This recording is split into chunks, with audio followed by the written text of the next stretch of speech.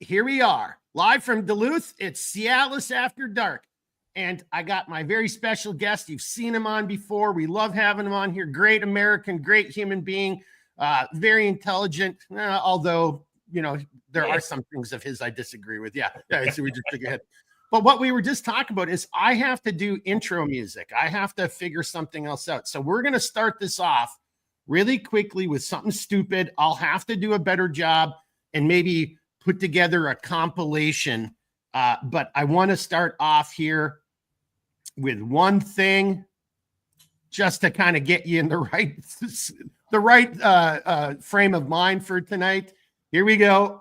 Greetings from the humongous, the Lord humongous, the warrior of the wasteland, the Ayatollah of rock and roller. And there we are. Oh, I'm gravely disappointed. I got to stop that though. All right. Anyway, I'm going to put something together where I've got little stupid cut scenes like that. We'll figure something out, have a little fun, especially because it's dangerous, P-Rick. I just found out how I can do intro videos and outro videos. So I'm going to have to do something dumb and put some pop culture references in there. What do you think of that? Is that I know you think music should be how I start, right? Yeah, I like music, but I don't know. I kind of like some of that too, you know, get some good creative editing and something that kind of, you know, synopsizes the whole concept of this thing. Right on. Right. Well, see, somebody already in the comment right now just said Bender. So yeah, we got some, I'm going to figure something out. Hopefully I can get Blackbeard to help me out with something there and find a way to put some kind of compilation together and do so in such a way that ScrewTube doesn't, you know, really hate it. Hey, so we're going to talk about the government. Now, Patrick, look, by the way, and if you haven't noticed, so Patrick, I shorten it because I'm a loser. So I shorten it to P-Rick. P-Rick makes me think of Pickle Rick right over there. Pickle Rick's back there. One of the best Rick and Morty episodes ever. So Patrick, don't be offended if I just call you P-Rick.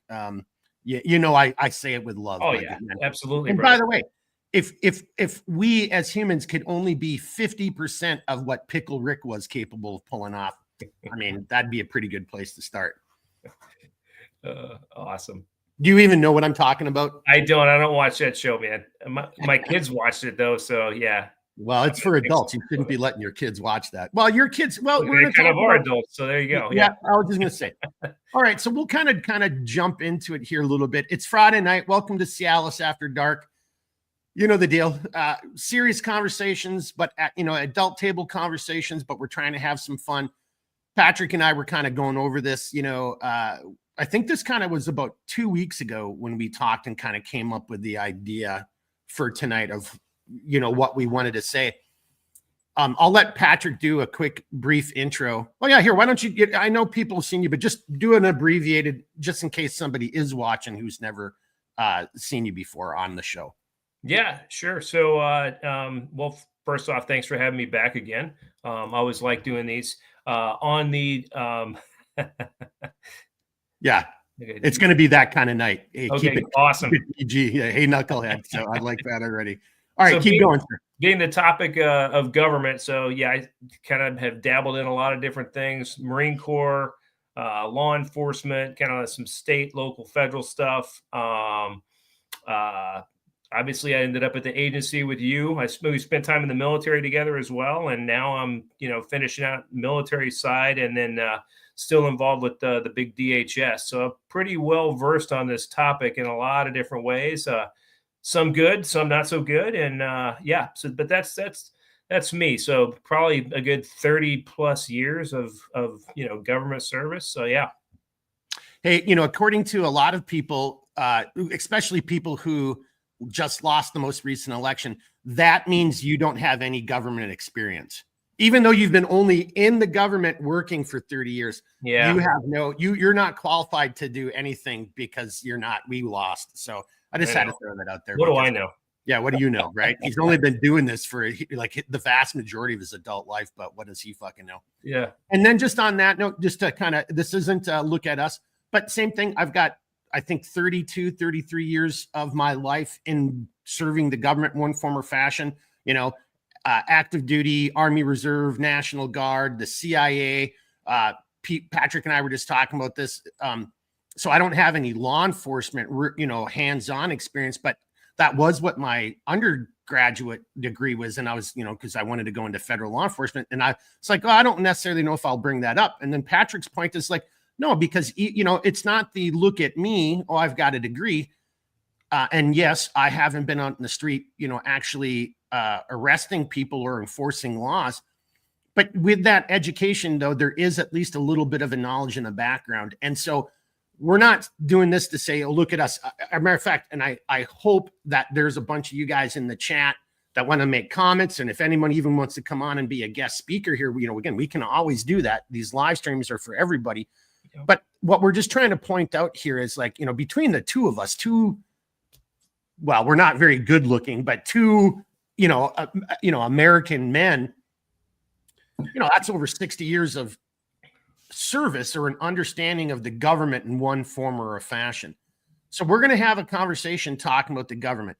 We're going to try to not make it into a bitch fest, which would be very easy to do. Now, it's going to be a challenge. Yeah, it's going to be a challenge. Now, Patrick and I agree, but see a little bit, not necessarily 100% eye to eye on this, because I kind of believe that, there's times if you were in the military, the Lord, you bitch up and you support down. If you're a platoon sergeant, you support the company commander, the first sergeant, the But if you're that squad leader or the team leader or even the private, you're supposed to be able to bitch up the chain of command so the chain of command knows something's messed up and it can fix it. Is that a fair? Can we at least agree on that part, P-Rick? I do agree on that. Yeah, 100%. Okay. So we're going to use our personal experiences, and maybe if people give us some questions, we'll address those. But just to try to dispel, at the end of the day, I think for me personally, it's to dispel people of this myth that the government is all knowing, gosh, there it is.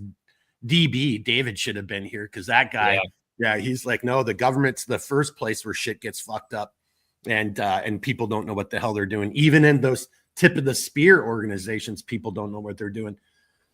So as we jump into it, I'm gonna shut up here in a second, turn it over to Patrick.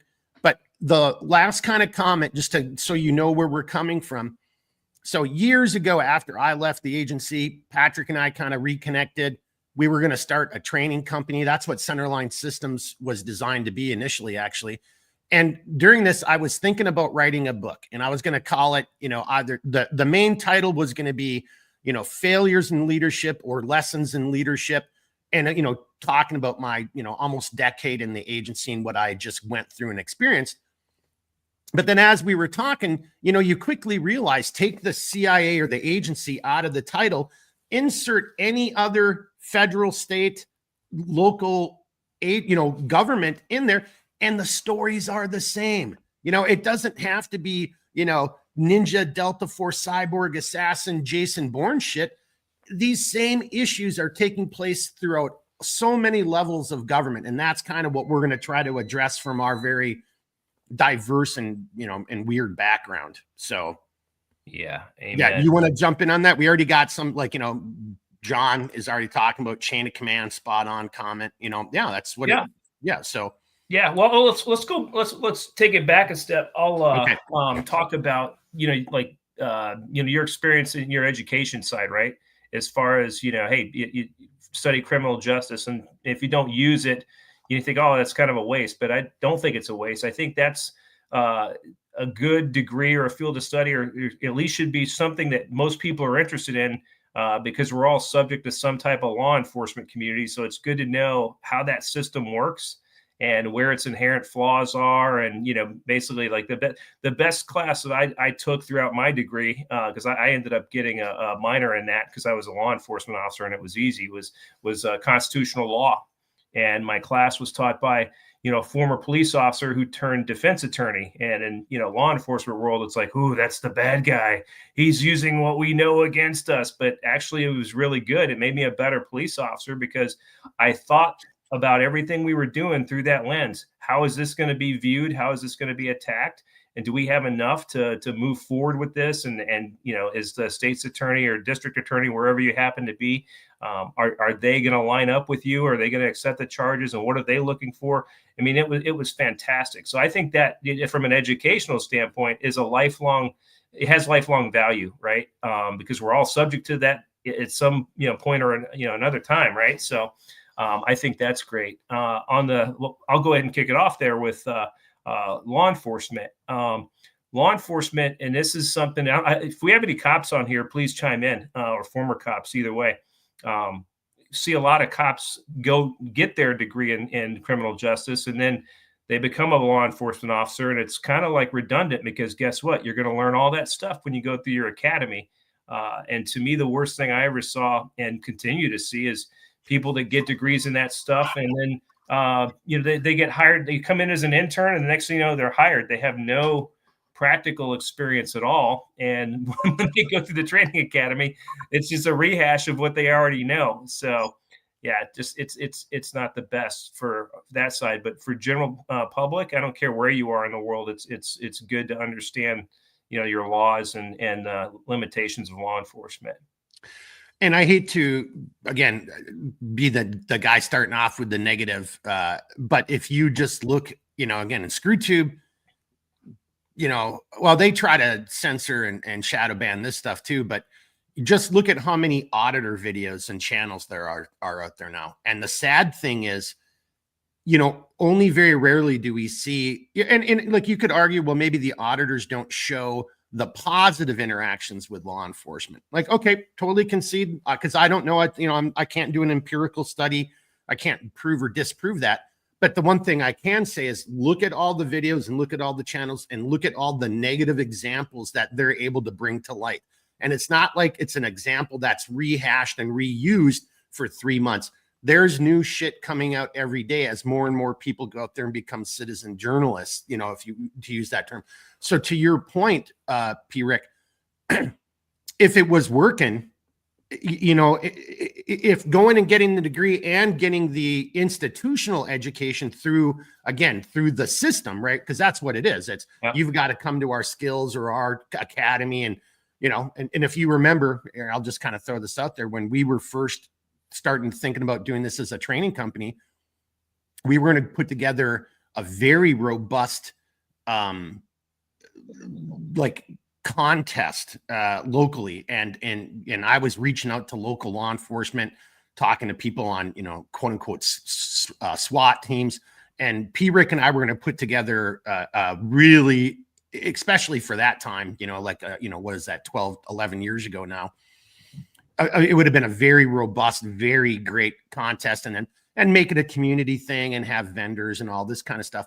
And it was amazing to me, and this is where I'm kind of going with this, how many of the training officers or the chiefs locally were making comments like, yeah, we don't bring in outsiders. We don't have outside consultants. We don't have outside instructors. We do it all internally. And I just remember saying to myself, that is like the quickest recipe for disaster. Like, why would you do that? That's a self-licking ice cream cone. Yeah. P. Rick, you want to? Yeah. Oh, 100%. Yeah. So first off, that competition that we were drawing up and putting together came from our worlds at GRS and Ground Branch, respectively, right? Because that's what we would do at the range. And for anybody who's a firearms aficionado, the marksmanship and the characteristics of the weapons, that's fantastic. We did this on the level where like you're putting your physicality behind it because you're literally training for combat. So, picking up and dragging people that, maybe outweigh you by 78 or 80 pounds plus their gear. That was that was a norm.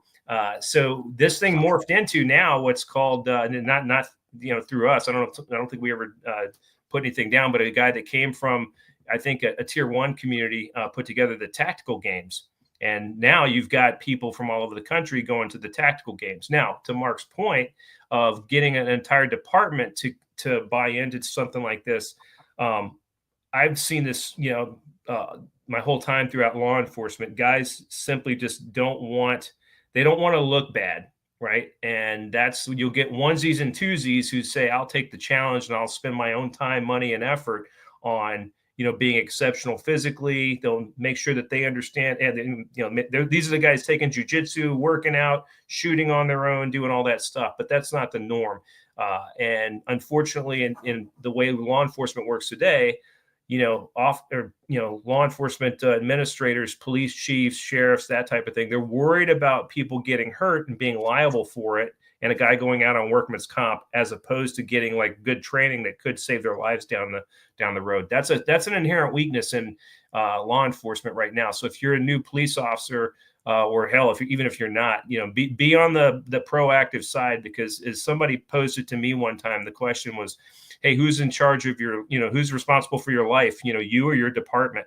And they were right. It's you. So you're the one that's going to end up in the hospital recovering. So, put the money, forth and the time and the effort so that doesn't happen. But yeah, that was sad to hear, because it was, another reminder. And then I ended up working, with SWAT teams in a major urban area. And you think, hey, wow, that's awesome. These guys are that way too. And it was the same.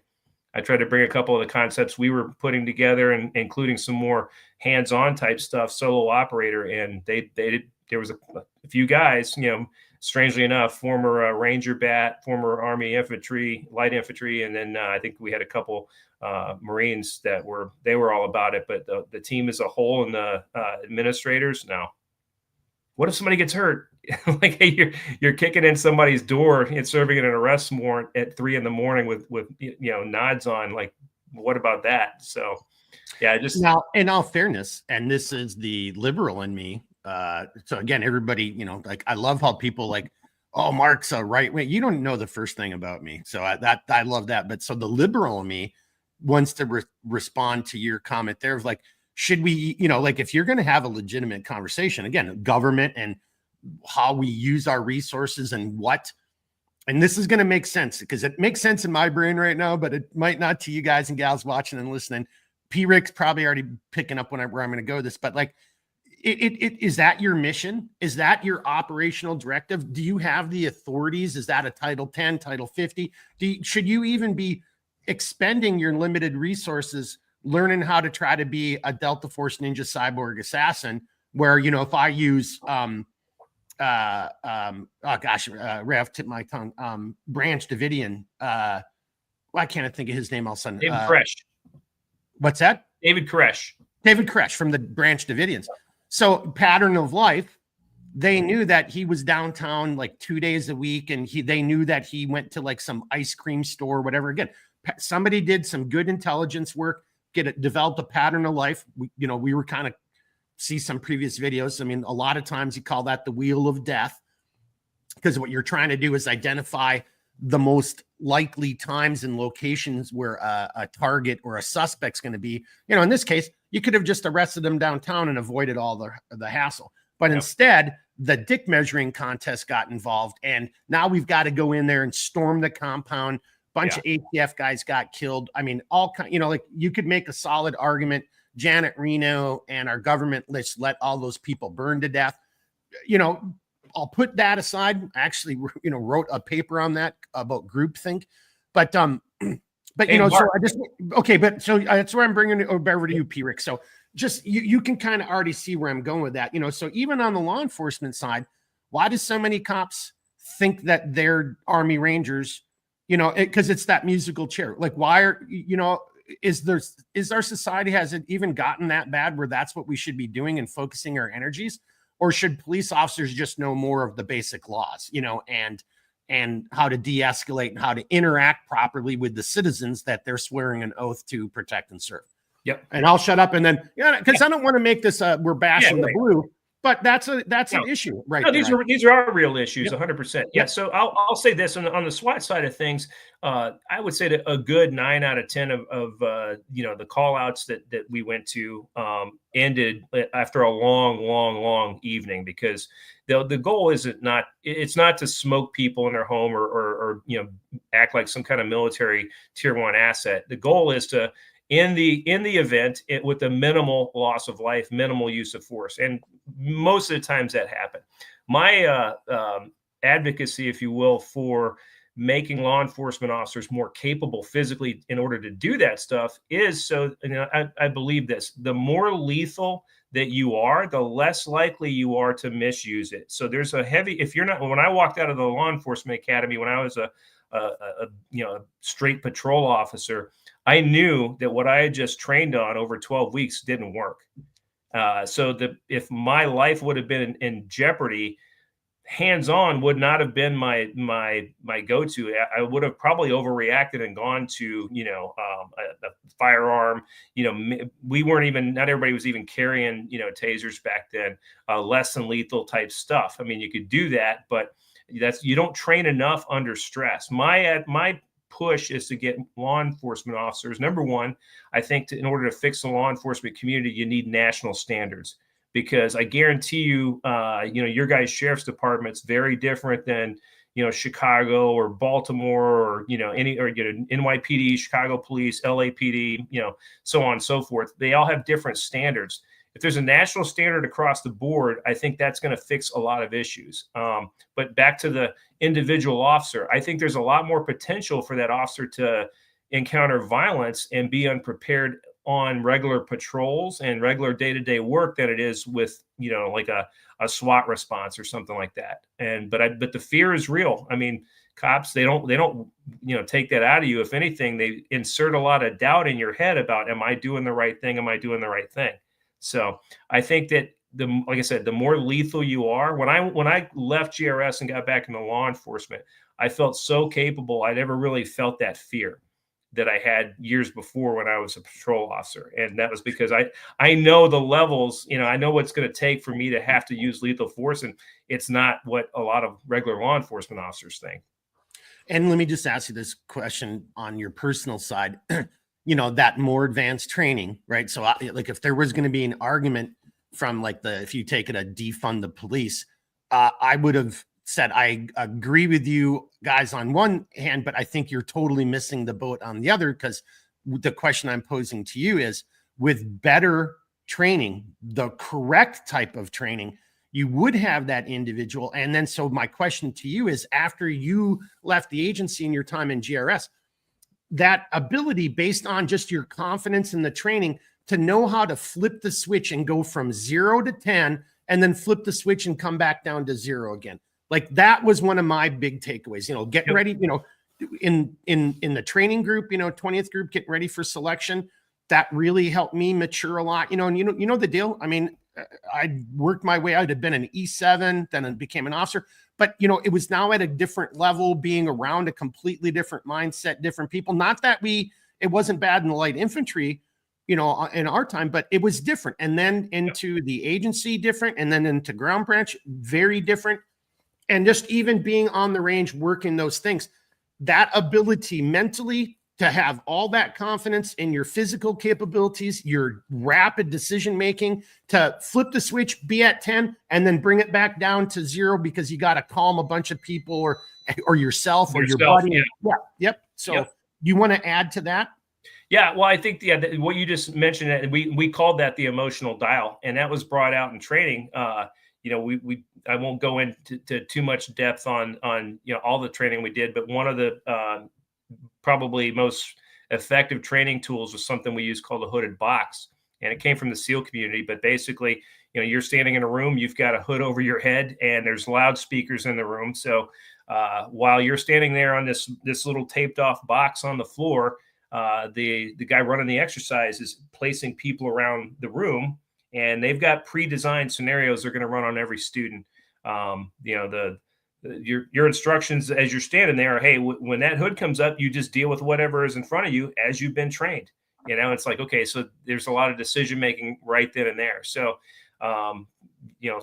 self story, I'm standing there the first time, and they'd find out that I had fought Muay Thai like back in the day. So basically, I could take a punch. So I'm standing there, I've got my M4, got my pistol, all with Sims, and as soon as the hood comes up, boom, I got jacked in the face, and I'm immediately in a fight.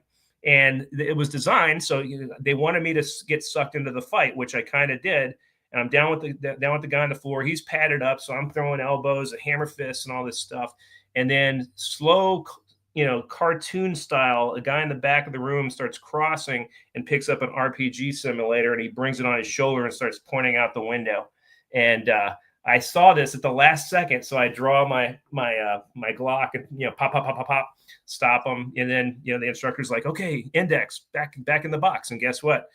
Now in that scenario, I just got hit in the face, got threw punches, got in a physical fight, had to shoot somebody, and now my heart rate is jacked up. We also wore heart rate monitors, so all this stuff's videotaped. You can see, hey, here's Patrick's heart rate at this if that scenario. I'm upwards of 140, 150, and it's like, okay. So the next scenario, you were doing 60 the whole time, probably 62 the whole time.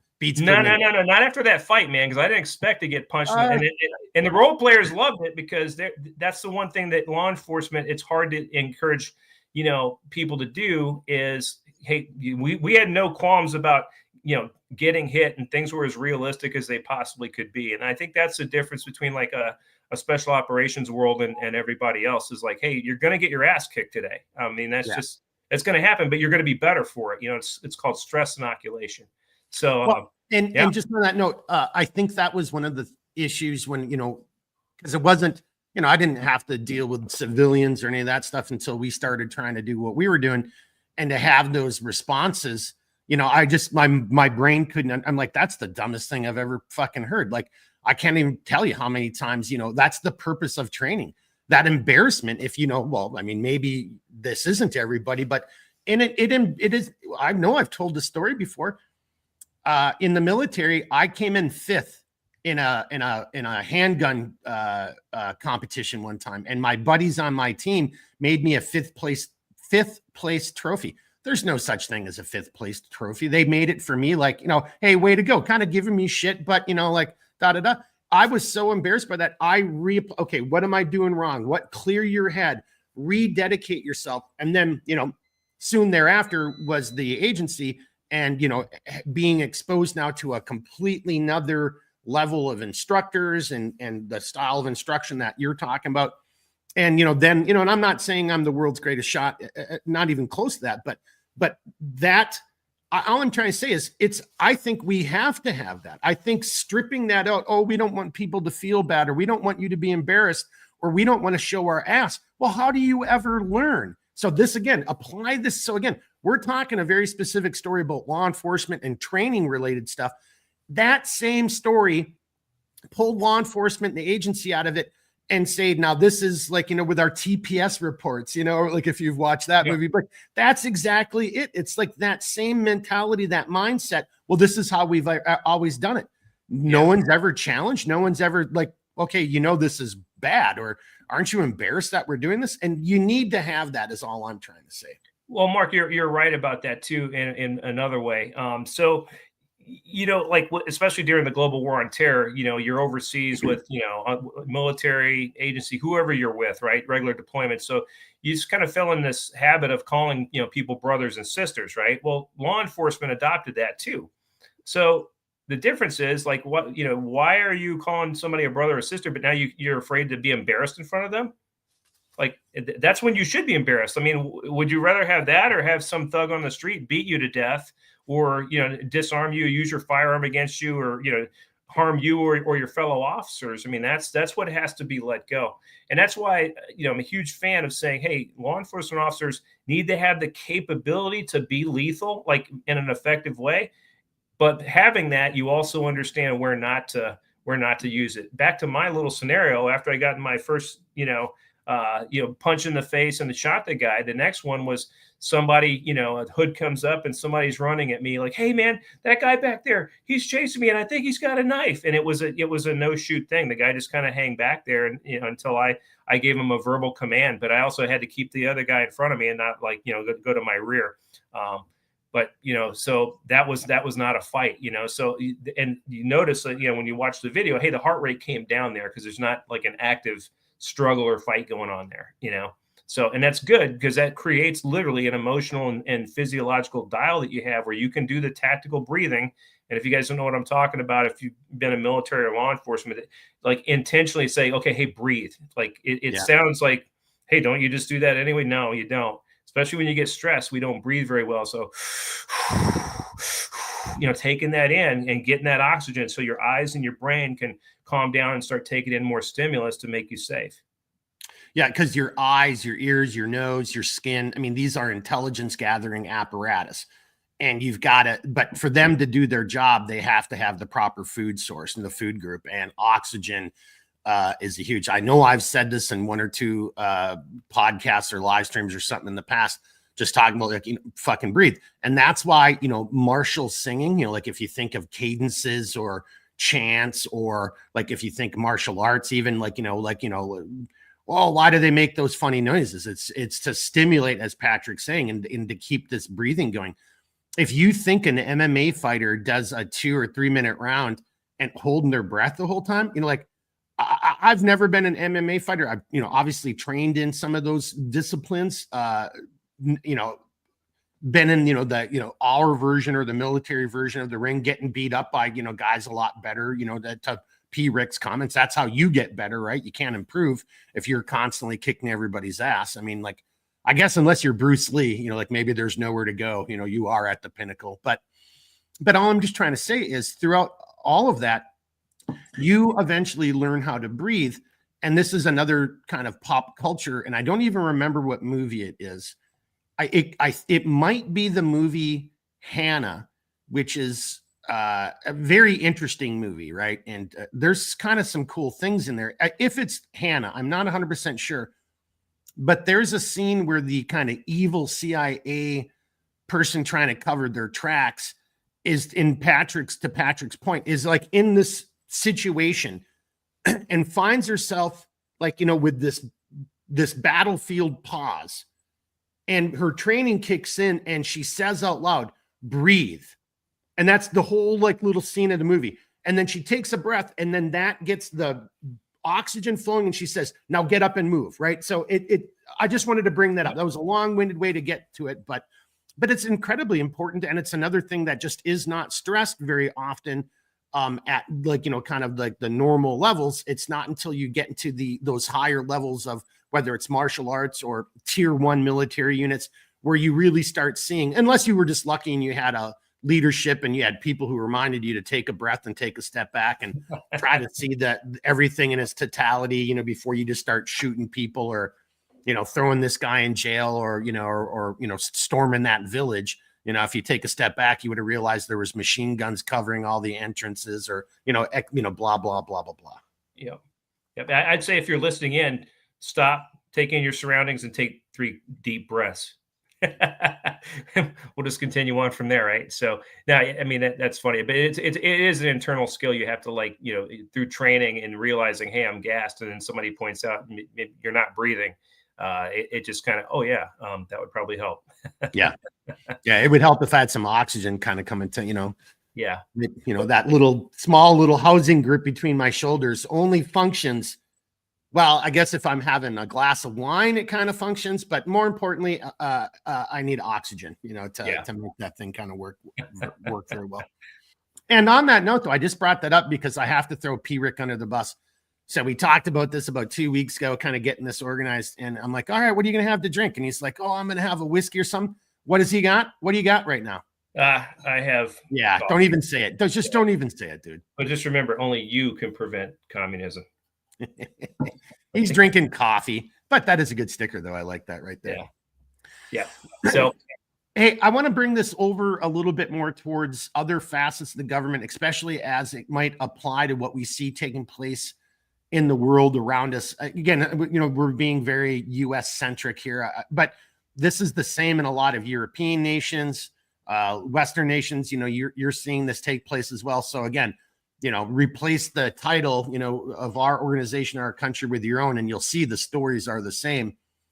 And maybe to kick it off, P. Rick, something you said earlier reminded me of my exit. And my exit from the agency was, I couldn't believe it. It just reinforced I needed to get the fuck out of there. And I remember at one point saying to somebody, I'm like, hey, look, I'm trying to do this the right way. And if you guys keep fucking with me, I'll just walk out the door right now. And there's not a damn thing you can be. This isn't the military. I'm a civilian. I can just walk. I can quit right now. So get off my fucking back and let me do this the right way. Or you guys can just, go fuck yourself, as Elon Musk says. But after that little tussle, it calmed down a little bit.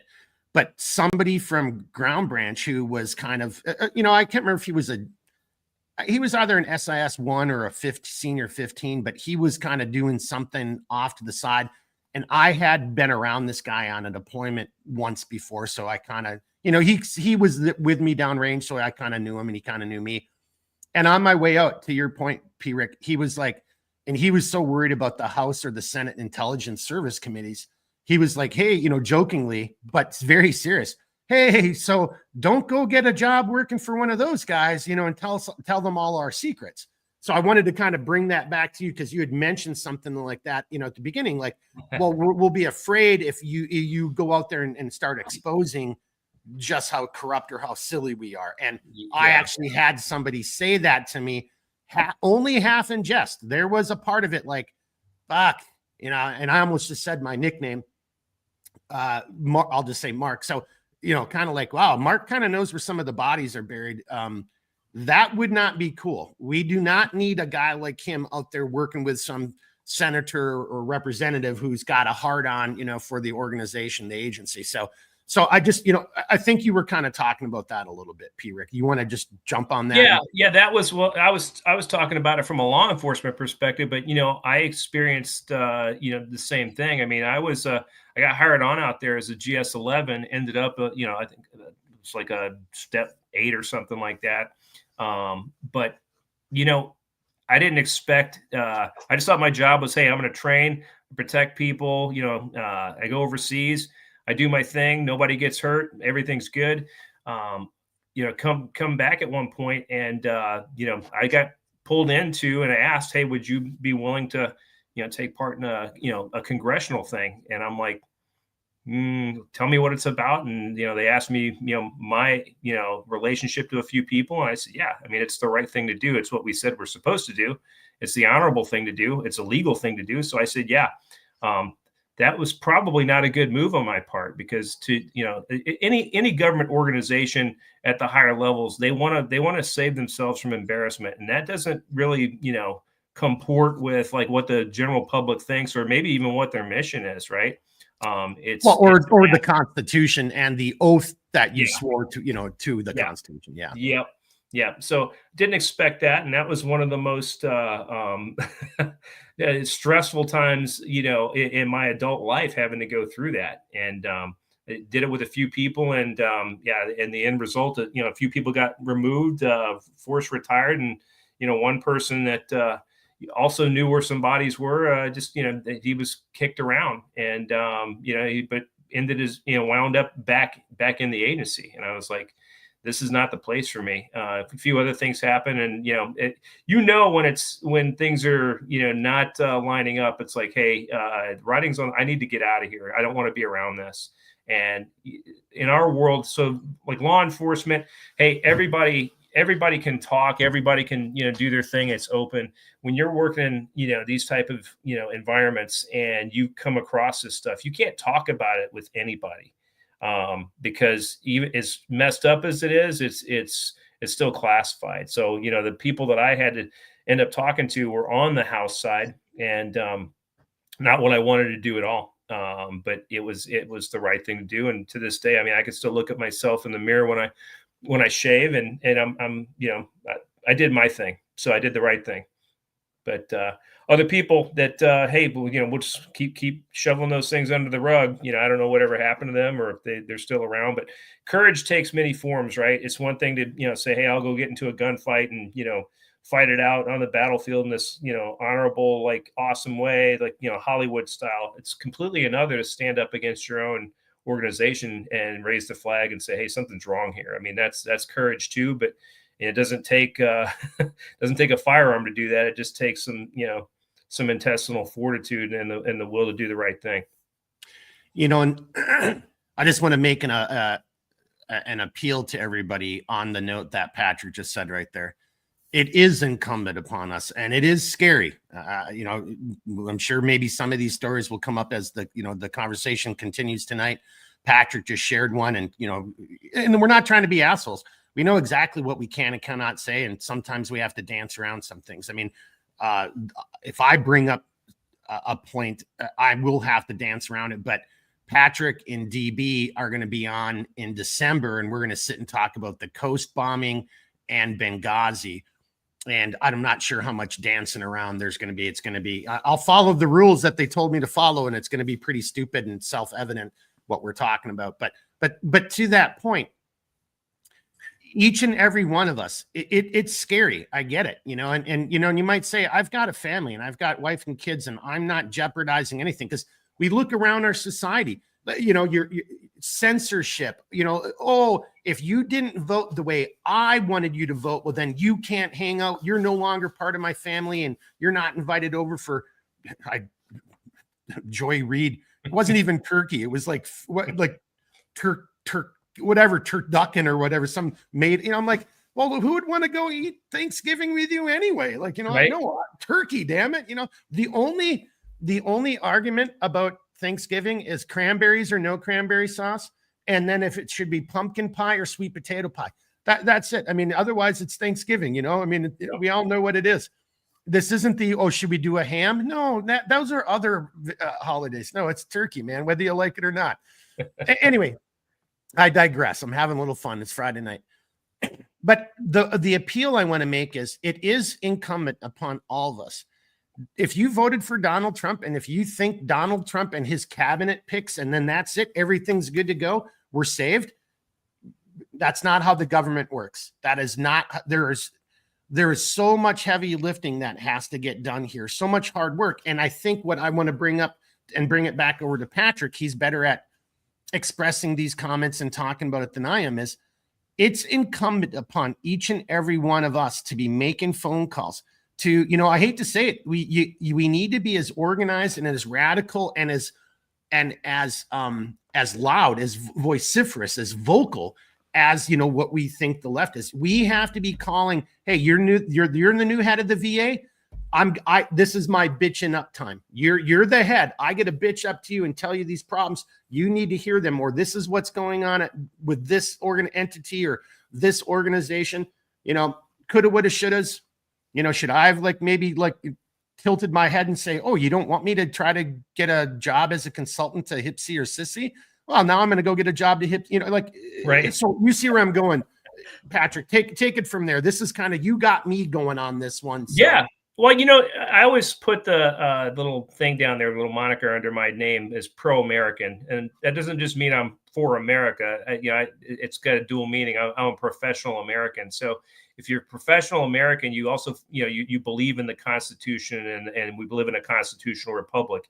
And in that, you've got the right, and also I would consider it the duty to, when you see things going on in the government, hey, contact, plug in the phone numbers for your representatives in the area that you live in, and your senators, and stay in contact with them on a regular basis. Let them know what you think. It's always, onesies, twosies can always be kind of like, I don't know, it's just one guy with a gripe.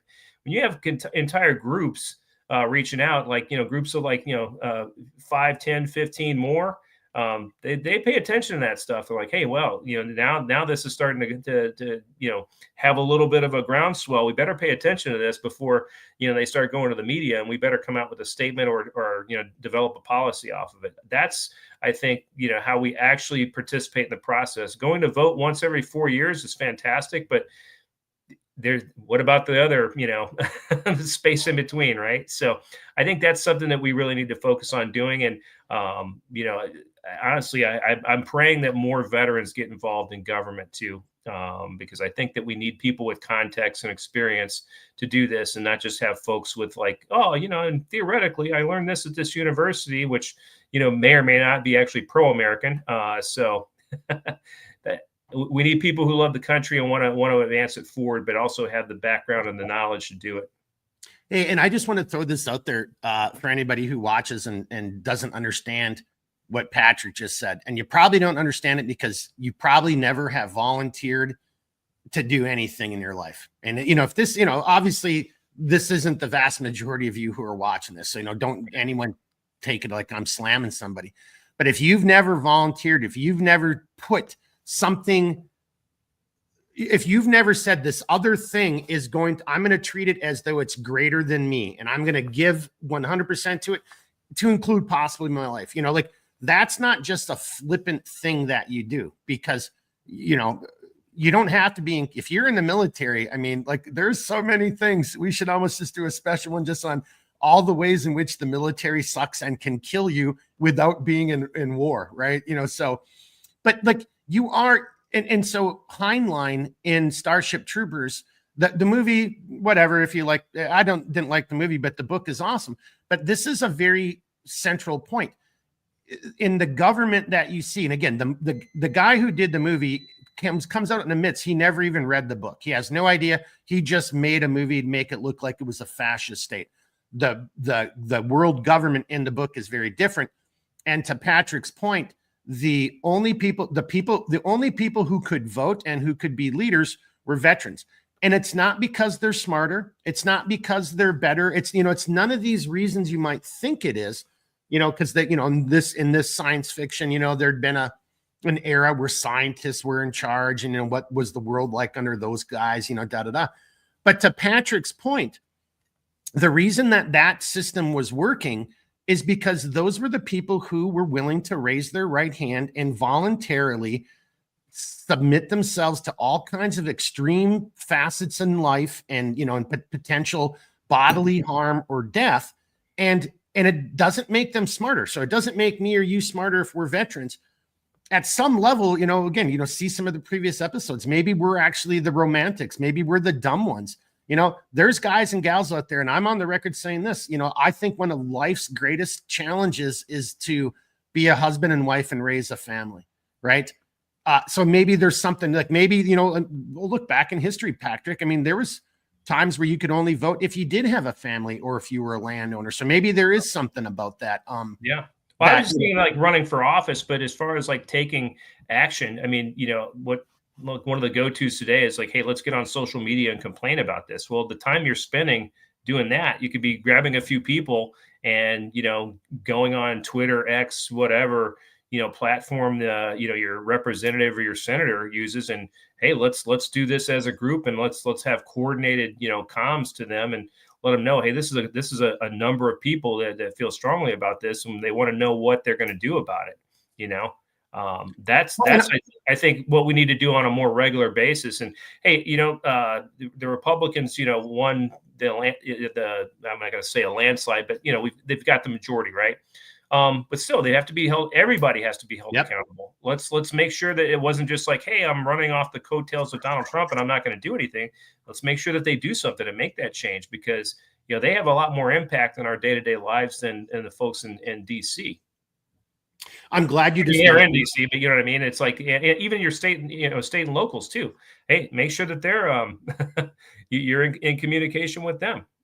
Well, I'm so glad you brought that up. I didn't know if I was going to be able to fit that in, but when I knew we were going to talk about, it's up to each and every one of us to start doing some hard work, some heavy lifting, and those phone calls, that organizing, that development, and holding. Okay, if your guy won, do not take your foot off the gas. Now it's time to hold all those people accountable. And to Patrick's point, okay, so maybe your representative isn't on any committee or whatever the case is, that it doesn't matter. It's politics. That guy or gal will start freaking out if they've got 20, 40 people calling up and saying, hey, are you on board with this? Are you, what is your stance on this? Like, this is wrong. Section 230's got to be reevaluated. Censorship is real. Whatever the issue is that you want to advocate for. Like, so for me, the VA and, and here, Patrick and I, well, maybe I don't want to hijack it right now, but like there, personally for me, and you're absolutely right. I need to start calling a lot more people and making that a priority one effort on my side. I said that was a hill I was willing to plant my flag. It's time for me to get my crippled ass up, even if I have to crawl or somebody carries me on their back. Yeah. I got to get up on top of that hill, plant my flag. And to Patrick's point, and this is my pledge to all you guys watching, God is my witness. The internet, it never goes away. I need to get off my ass and start doing that. And that's all I was trying to beseech people to do. Is like, yeah, we're all busy, but if we don't start doing the hard work right now, dude, it's just going to be government. And that's why I think we wanted to talk about government. Government left to its own is never going to self-correct. Yeah. It's never going to fix itself. That's right. And Mark, to your point too, like it could be something as simple as like, hey, we noticed that you didn't vote on this issue. Where were you? Why weren't you able to vote? You know, I mean, literally holding people accountable. Like there's nothing worse than somebody that gets elected and goes to DC to represent your district or your state. And hey, how come they're not showing up to vote? What's up with that? What are you doing? You know, is this dereliction of duty as for a representative or a senator? Let's make that a priority. And it doesn't take a lot. I mean, hey, just following like, hey, what are the votes and who voted on what? And just hold your folks accountable. I mean, I think that's the best bet. And again, this goes to whatever side you're on. Yes. You know, everybody can do this, and it doesn't matter what the issue is either. Well, and just to that point, this is another thing. So like the VA, to me, this is a nonpartisan. I don't care if you're a Democrat. Yeah. I don't care if you're a Republican. If we can't uphold as a government, as a society, if we can't uphold our end as the society, as the government, the contract that we have with these men and women who, at a minimum lose relationships, maybe lose a limb, suffer mentally, psychologically, drugs, addiction, or lose their life. If we can't uphold that contract, if we can't as a society uphold our end of the bargain and identify the people who are standing in the way of that and kick them the fuck out of government, then how is any of this ever going to work? Ever. Seriously, on every other level of government. We can't do this thing. So here, I'm throwing you up the softball. Do you want to swing at it, or you want? If somebody called you up and said, "Hey, P. Rick, can you talk to me?" Do we want to go into that conversation right now? Yeah. I mean, we can open that one up too, man. I mean, it's the theme's all kind of heading in the same way. Look, government in all iterations is never going to be efficient. Like, you're a small. Did you just see that? That was right. Yeah, he's right. And by the way, Semper Fi too. Anything government related is going to be screwed up to a certain degree. Why? Because unlike small business or even regular business, the bottom line is, hey, are we profitable? Are we moving forward? Government's not like that. Look at the Pentagon, the DoD. Like, how do you fail 7 audits? No, I thought it was $8. How is this possible? Isn't this I thought this was the 8th audit. Oh, was it 8? Yeah, it's 7 or 8. I think they failed 7 and they're going through the 8th one. And it's like, what happened to the first one? how many? Okay, this is it. We're going to draw this line in the sand. You got to, okay. No. All right. We'll do another one. When is this the next? We'll get it on the next one. We'll get it the next time. Right. Exactly. I mean, this is asinine, right? So this is the kind of stuff, I'm really hoping that, new Department of Government Efficiency goes after. And it's like, hey, look, I know from being in the military for so long, like there is a tremendous, there we go. Hoorah. Yut. Yut. I mean, like just think about all the, the government civilians, whatever branch you're in, Department of the Army, Navy, Marine Corps civilians, and just different contractors are doing jobs that could be, handled by, what we call green suiters or the military members. And it's like, why are we paying some guy a GS-13 salary where he's making like 130, 40 a year plus benefits and, health insurance, when you could be paying some E5 to do the same thing and probably more efficiently? That's tremendous. Wow. So I it's one of my favorite books, so I'm just going to bring it up again. Do not think the movie even remotely does any justice to Robert Heinlein's Starship Troopers, because to P. Rick's point, and to the accessorizer, oorah, both of you guys, devil dogs, but it's all done internally. But now there are times in which it makes way more sense to have a civilian running this. We don't have the time and the resources. Now let a civilian do this, but this is where, and I think John even has somebody made this kind of point, but it's out of control. And now if you work for the government, like you said, you're sitting there pulling in $130,000 a year for a job that would have paid 40 or 50, doing the same job for Costco or Walmart. I'm just making that up. But when you do it for the D, you're making, like, oh, you've been here 4 years and, you've always brought me coffee and laughed at my jokes. I'm going to promote you. And now you're making, and it's a GS13 isn't making quite that much, but dude, you're making pretty good. I don't even know what the scale. Honestly, I should have just shut up. I'm like, I don't even know what the pay scale is now. Maybe 13s are making that, because that's what it is. If you want to get rich and be wealthy and not have to do anything and not be held to any standards. This is me bitching. I acknowledge it, but I've been in that system. Go work for the government. Go work for the government. Yeah. Yeah. And it's just the same thing as anywhere else, right? Like, you got your high performers that care and they're driven. They want to make things happen. And then when they start succeeding, they're like, great, we're going to give you more work. You're doing an outstanding job. Well, eventually that's like the mouse on the wheel. They're going to run themselves to death while the fat one sits over there and eats all the food.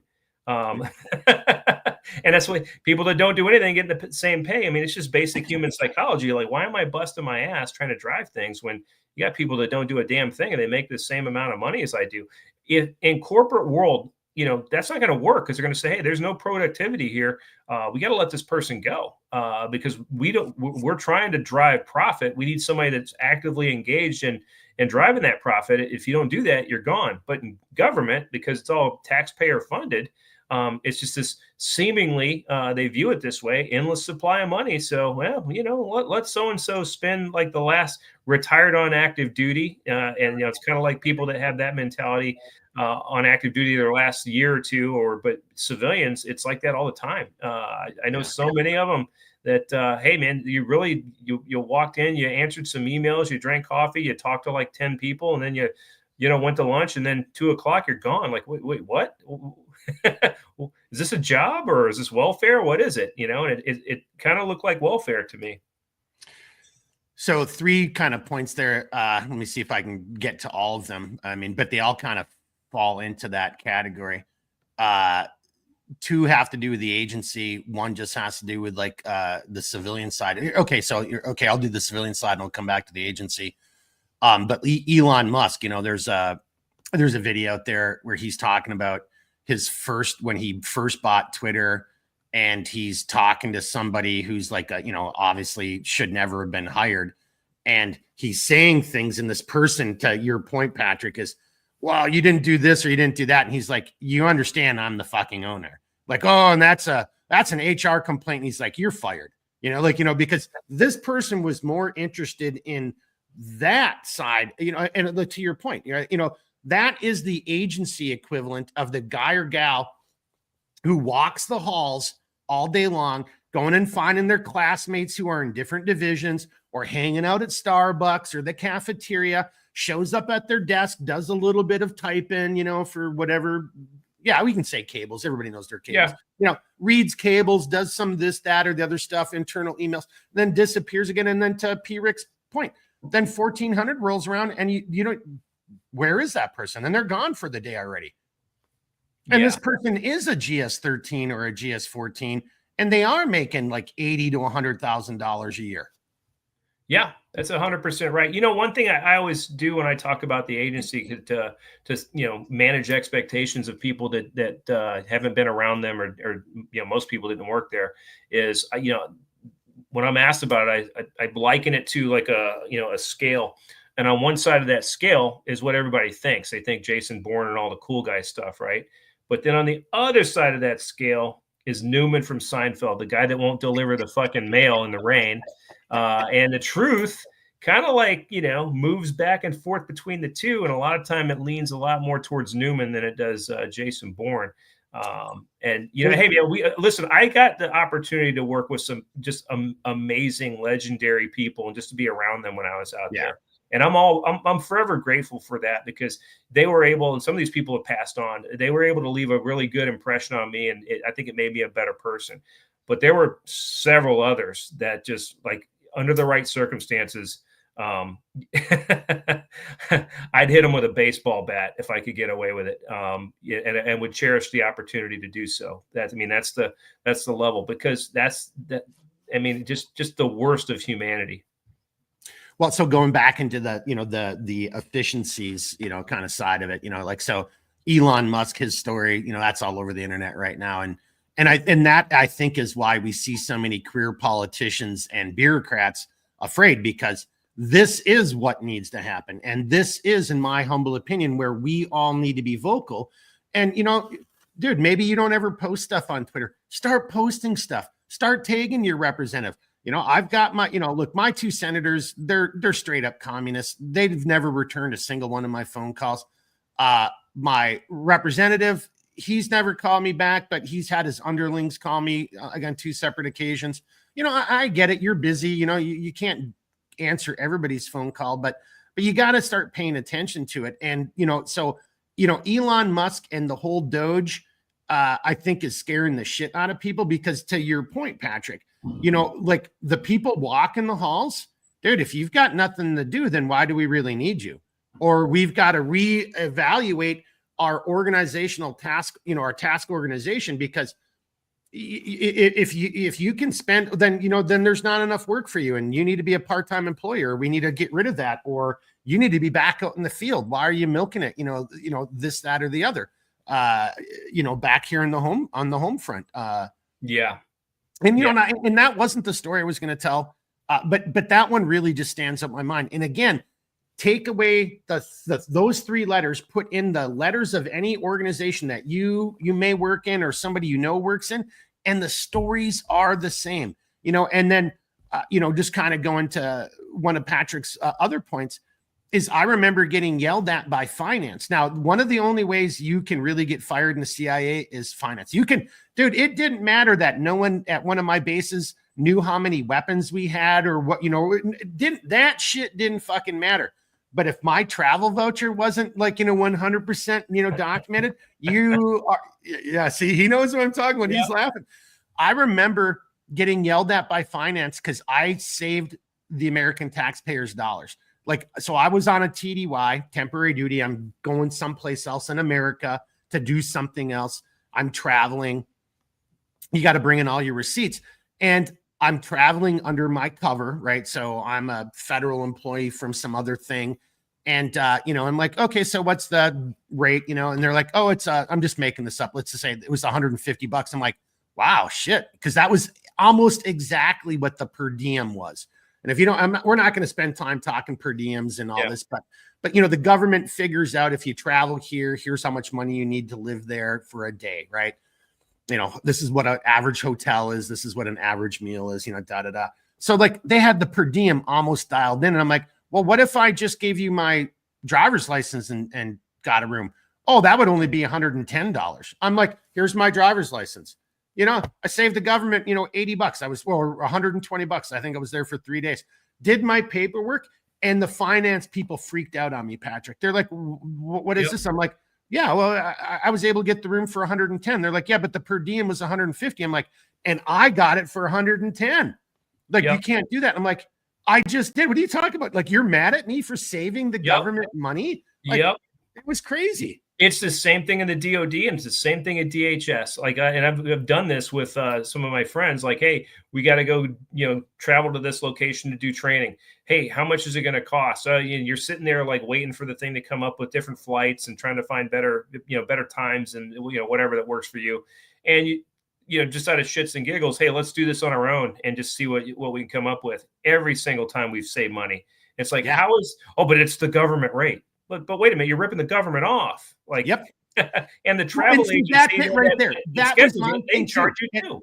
And I'm sorry, I talked over you because I was just getting excited. But that's exactly it.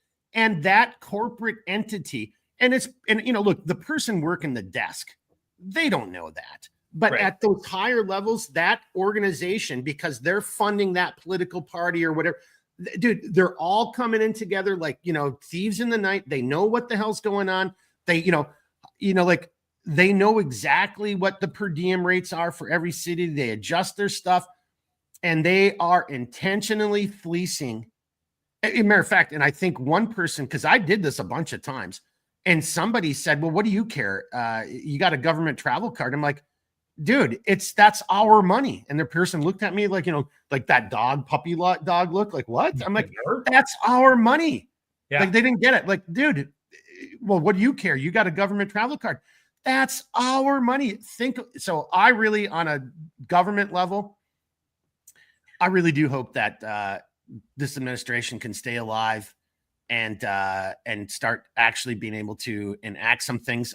I'm going to do my part to, call people out and call bullshit where I see it and encourage, positive actions, because that government waste and look, and I'm on the record saying this, we only still have 180 days. The financial burden that we're under right now as a country, our deficit, the inflation, man, it's going to be so hard to turn this around. This whole thing still might break. And the reason it might break is because of years and years of this kind of bullshit, Patrick. Yeah, a lot of it. I mean, and not to beat the dead horse, but just the concept of a government travel card. Oh, you have to have a government travel card. Okay, so I have to use this government travel card. None of that credit when I pay it off goes to me. So I posed a question years ago, as a young NCO, like, hey, like, how does the credit card work if I don't get the credit? They're like, oh, it goes to the government. But wait a minute, if it's not paid, I have to pay it out of my own pocket. So it's a lose-lose for me as the government traveler. Like, well, yeah, you're right. It was like, yeah. So why are we doing this? Like it makes no sense, And I know several people that have, hey, they've had travel vouchers of thousands of dollars. Something got screwed up on the admin side. To your point, like we were talking about earlier, if you don't take care of those travel records, you will get screwed. And they've had to pay it out of their pocket, thousands of dollars, like, lower enlisted people at the agency that just started that are like, GS9s or something. Like, he just took a trip overseas as an analyst, and now you're coming back. You got like a $6,000 bill. They haven't reimbursed you. How the fuck, you're living in DC paying top dollar on, rental or real estate. Like, now you got to like come up with $6,000 so you don't fall in the red. Now they're going to investigate you because, oh, your finances are off. What's going on? It's foolish. So anyway, another government inefficiency that really, really needs to be reexamined. Well, but I like it because the other part of that government inefficiency is, the entry level employees, and I would reckon it's pretty much the same for most government organizations. And another reason to break up, Google needs to be broken up, all these things need to be, but break up DC needs to get broken up, because to Patrick's point, I'm here to tell you, you're starting off, maybe you got hired as a GS11 step 5 or whatever, not bad, but whatever, you're maybe making, 60, 70,000. That's what it was back in the day. But you're paying, back in the day, you were already paying $1,200 a month for a fucking 2-bedroom apartment, and gas and food and all this stuff. Dude, you're pretty fucking poor, which actually goes against all the counterintelligence, the CI issues, because if you're in debt, you're a CI risk, an intelligence risk. Somebody might try to recruit you. Well, you created a scenario in which, like, almost all of your new workforce is susceptible. It's like, gosh, I could use a couple extra bucks, And then what Peter just said. And then, it's like, hang on a second, you're going to send me TDY? I don't want to go, because if you guys fuck up my finances, I got to pay for all that until you figure it out. I don't have $6,000 to pay for that, unless I can use my government credit card to pay back my government credit card. What the hell, man? Yeah. What a mess, man. The last thing I'll throw in is, this is a nice piece of irony that I saw. I think this was like 2 or 3 years ago, but the Army Times had a little snippet about how Elon Musk was running SpaceX and how, efficient it was. And it was being pushed out there as like, hey, these are best practices. Maybe the Army should consider. Well, one of those was like, he was an advocate of saying, hey, if we're having a large scale meeting and it has nothing to do with you, I expect that you are not going to sit there. You are going to get up and leave without asking permission and go do something productive for the company. And they push it out there to the Army. And I'm like, dude, we have meetings about having meetings. Like, it's the most inefficient thing. So obviously nobody really at the senior, like 05, like lieutenant colonel level and above, paid much attention to that little, vignette in Army Times. So. Hey, I want to come back to the other fellow crayon eaters comment and get to that, but I like where you just went, and I want to kind of address that real quickly, which is, so again, here's 2 knuckleheads, knuckle draggers, whatever you want to call us, like, like, I don't know, P-Rick, do you want to say your rank? Do you want to, like we're not, we're not privates, but we're not generals, right? Yeah. Well, here I'll lead. I retired from the military as an 03E. The E just means I was prior service enlisted. But so that's a company commander. That's a captain, the railroad, just the 2 bars.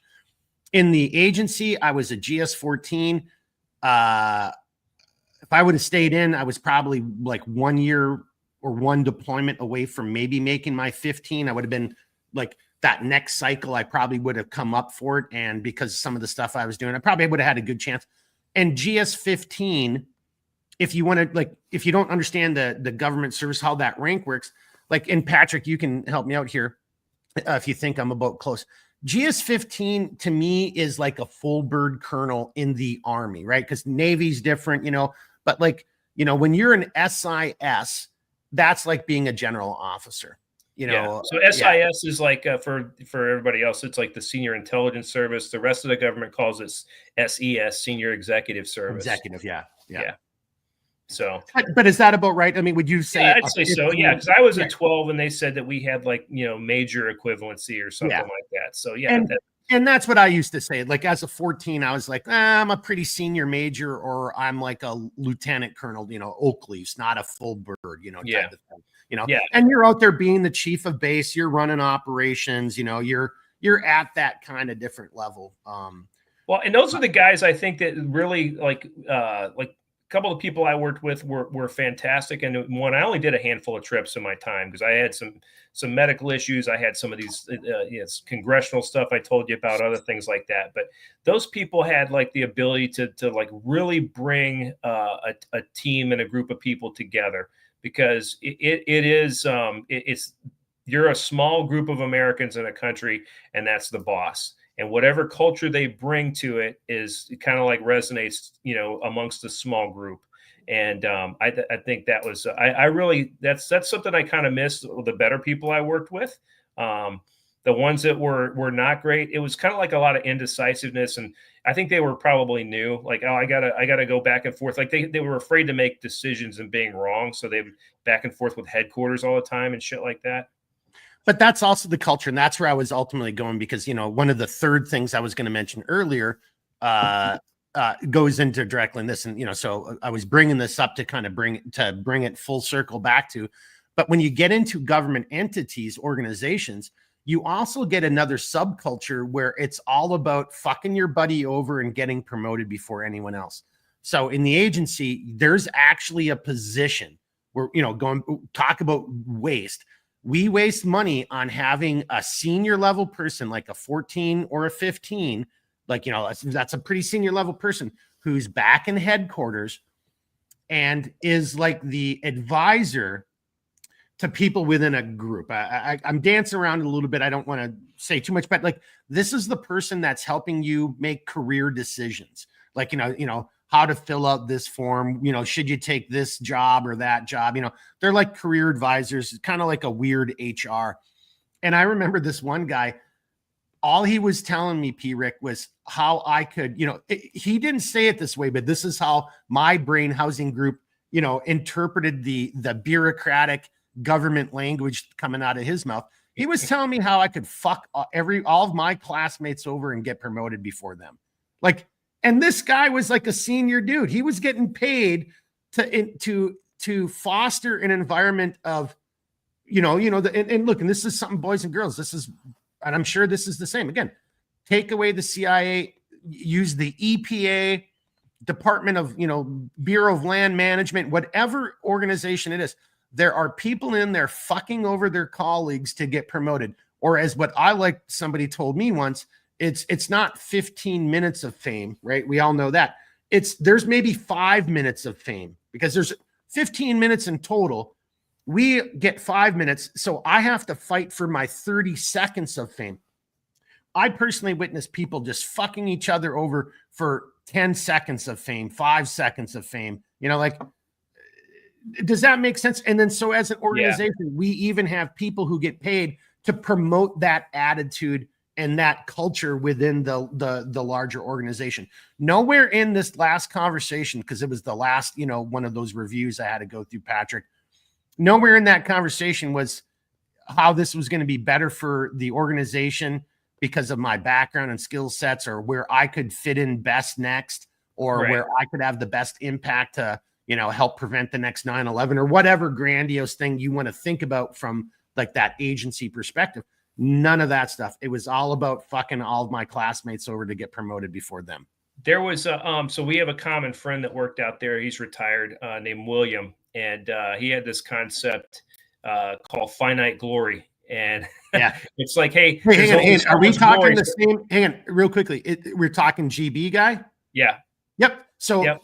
that finite glory, that Yep. so the thing I just mentioned came from somebody else, but that was part of a little conversation that was going around in Yep. Ground Branch at that time. I guarantee, because It's- was the whole thing. Because the Well, other guy, I saw that. Yeah, 100%. I mean, it Yeah. started to happen a little bit in GRS, and I'm like, why are we doing this? This is stupid. But the idea of finite glory is like, hey, there's only so many. You know, think of like a bowl of fucking, I don't know, jelly beans or something. Like, hey, I better grab as many as I can because they're going to be gone. Like, and we were dealing with like the longest war in U.S. history. Like everybody was going to get a bite at the apple sooner or later. Why are you going to step over people and screw them? And another guy I worked with out there, his famous saying was like, "Hey, nothing in the agency gets done unless it's out of spite." Like, I'm not going to help you because it's the right thing to do, but if me helping you fucks over somebody else, oh, okay, I'm in. You know, I'm like, what is this mentality? Or if somebody more senior than you and more senior than me yells at me and I need that his or her permission or good graces so I can get promoted, then I'll do it. Had nothing, because I probably had that happen to me at least 3 different times. Yeah. I'm making operational requests. I'm getting denied. I had to go directly to the chief of station for bases. Like, you know, here's my op. You know, like, there it is. I've laid this all out in cable to everybody. And this guy is denying me this one thing. Like, you know, again, call it a widget. Well, There's only 4 widgets in country. Okay, well, why are 3 of them sitting at places that don't require widgets? Like, they need, they need wazoos, not widgets.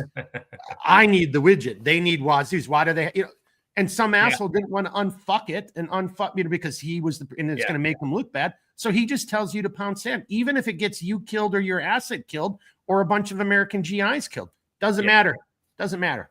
Yeah, it's sad, and I think for anybody listening in on this, like one of the takeaways that was unique in our experience, and I'm sure that there's, like you've said, like there's commonality because we're talking about human beings in all facets of life, right? But what was interesting about this is this experiment, if you will. We were under classified, settings. There's only so many people could know about this stuff.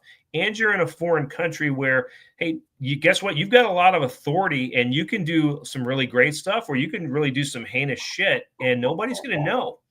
Right. And I learned about some of that heinous shit. And I'm like, man, how is this possible? But yeah, that was the case. So you really got to see like it'd be a phenomenal psychological experiment to go back and do some character studies on these folks and what caused them to do it. And I'm not going to name any names, but one of my first experiences, I go overseas and start working with a guy, and he was phenomenal. I learned a lot from him. But when we weren't doing the work or prepping for the work, he was, for all intents and purposes, a man whore.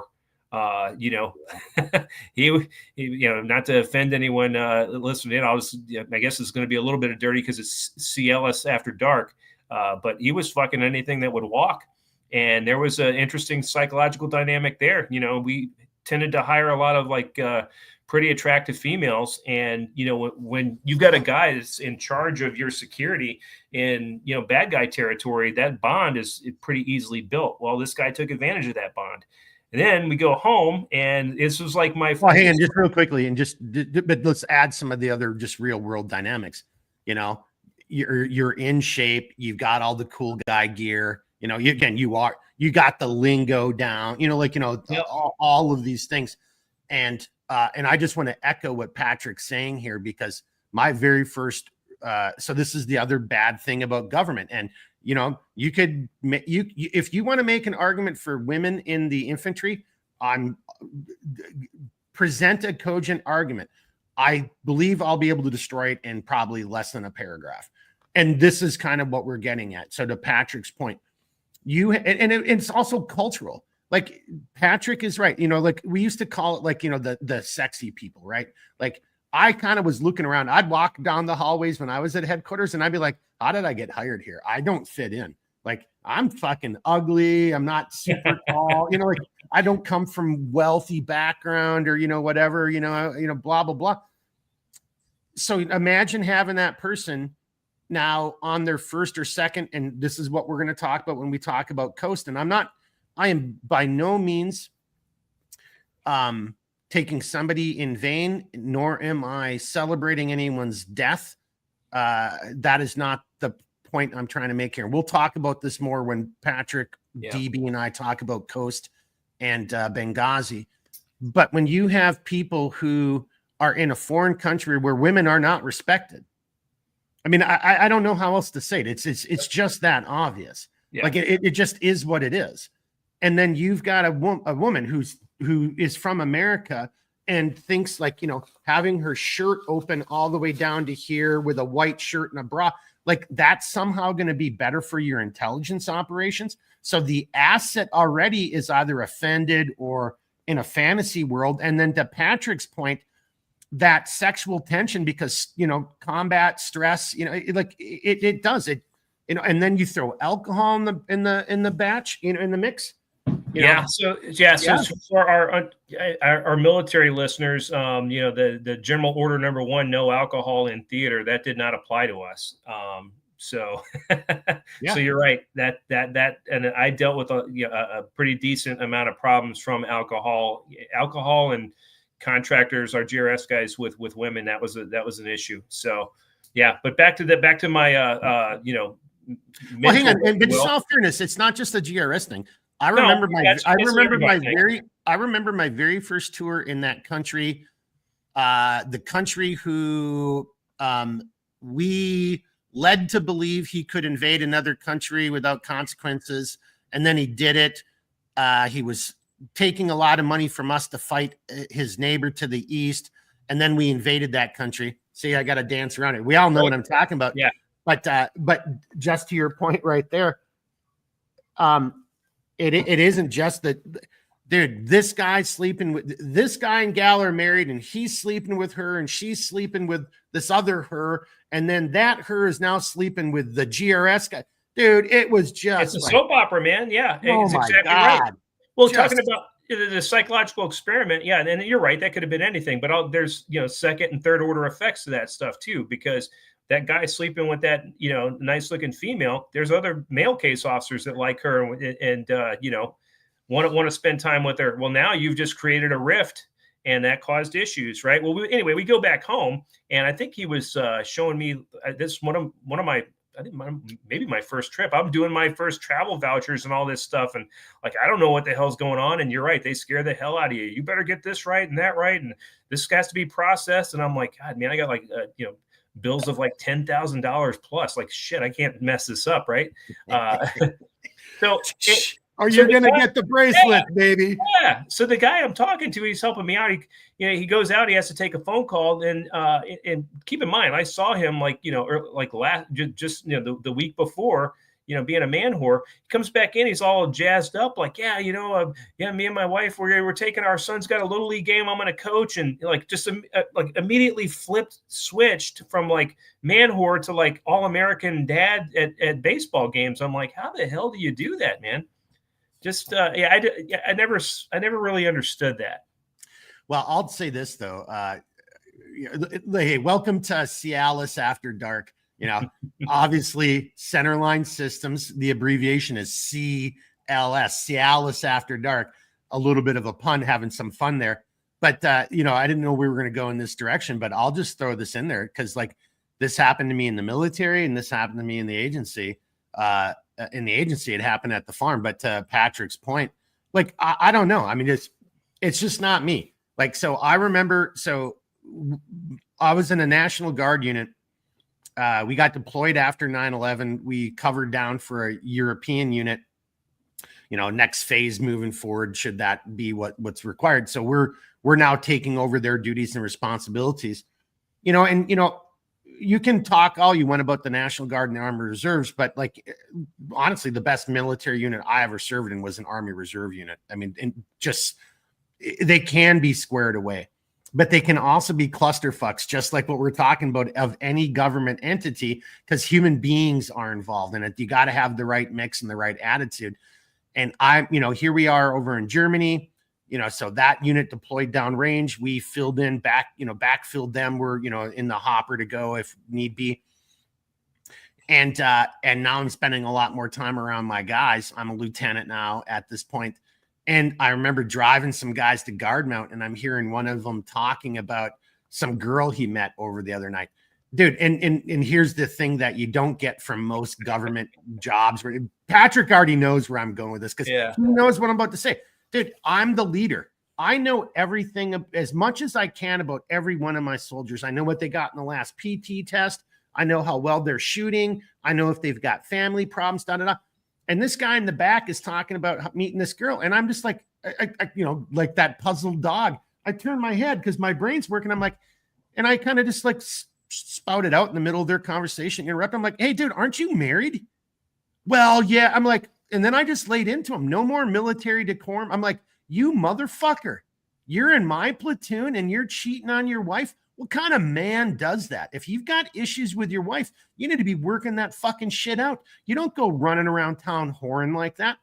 And I did that once in the agency. And I'm here to tell you, Patrick, and I'm going to turn it back over to you. Not a good approach because it didn't go over well in either case. I mean, but well, you know what you got to do, this is what's wrong with the government. It's the right thing to do on the military side because, hey, honor and, that's supposed to be part of it. Honor and integrity, right? That's part of what you're supposed to stand for. And when you're man whoring around, especially if, whether you're married and maybe that person's married, that makes it like doubly disgusting. But then on the agency side, think about this. We took like and for those who don't know, like the entry into that organization is hard. They dig into every corner of your life, and there is nothing off the table that they can't ask. And hang on. Before you do that, though, I want to say this. That's actually one of the things that, because the government wants to be so invasive and be so much, that is actually now, and we probably have to be careful because like there's obviously a process for this. There are entities and people who do these or participate or perform these background investigations. But to Patrick's point, having, done full scope polys and full scope my whole life, okay, we've actually got that down pretty good. And that might be a bad thing because that's like one step away from communism too. But, Well, I mean, but that's the price to get in that organization. It's very unique because guess what? People will target you and they'll try to turn you and manipulate you into giving up information, that type of thing. Well, one of the key factors that I was told when I first onboarded is like, hey, infidelity is looked at very, very closely because if you'll cheat on, the woman or the husband that you took an oath before God to honor for the rest of your life, how easy is it to do for the country? The country that's just this like unnamed, like what is the country to you? If you'll do it to your spouse, it's very easy to do it to the country. And then and that was still in my head as I'm watching this stuff, like, man, do I need to report this or what? But everybody knew it was a culture. And that's not to say that, again, I'm not throwing stones at everybody and painting with a broad brush, but there were a handful of people that like no honor and integrity whatsoever. Hey, they're good at the job, very tactically sound, very, operationally savvy. But when it came to that type of stuff, it's kind of hard to ignore, when you're working and living in close proximity with a small group of Americans and that shit's going on. So I personally had again, so that came up at the farm with me, with one group of people. And unbeknownst to me, that group of people already knew some people who were, a class, 2 classes before me, still relatively new. And that kind of came around to bite me in the ass later. But they were all the same people, though, that what you just said right there. Like, I'm like, okay, I'm glad you guys are out there and attacking me because I don't ever want to be like, it's my John Wayne quote. All right, John Wayne, tell me where you're going to be so I can be someplace completely different because you're going to get people killed. And so my big takeaway here is, we're telling some fun stories, and having some fun on a Friday night, but this is This is a very serious issue within, and again, insert, I guarantee it's the same thing at the EPA, or it's the same thing at the IRS, or it's the same thing within FEMA. And I guarantee it, because it's the same thing in the military. So here, I guess I don't know if I said this. I know I didn't say this tonight. I know I've said this in a previous episode, but that may have been over on Mission Critical. So when I became an officer, I was the first group of officers in the Army to go through what was called BOLIC, a Basic Officer Leadership Course. They tried to emulate the Marine Corps and bring in all the MOSs, all the duty, military occupational specialties, the job titles. So here we are, infantry guys, but we've got truck drivers, EOD, transportation. We got all these people coming in. So you had this mix of men and women, and we had to do basically we did infantry officer basic course with everybody else. And then they finally went away after 9 weeks. And then we got serious about doing infantry officer basic course. But to Patrick's point, that 9 weeks or whatever it was with those was hell.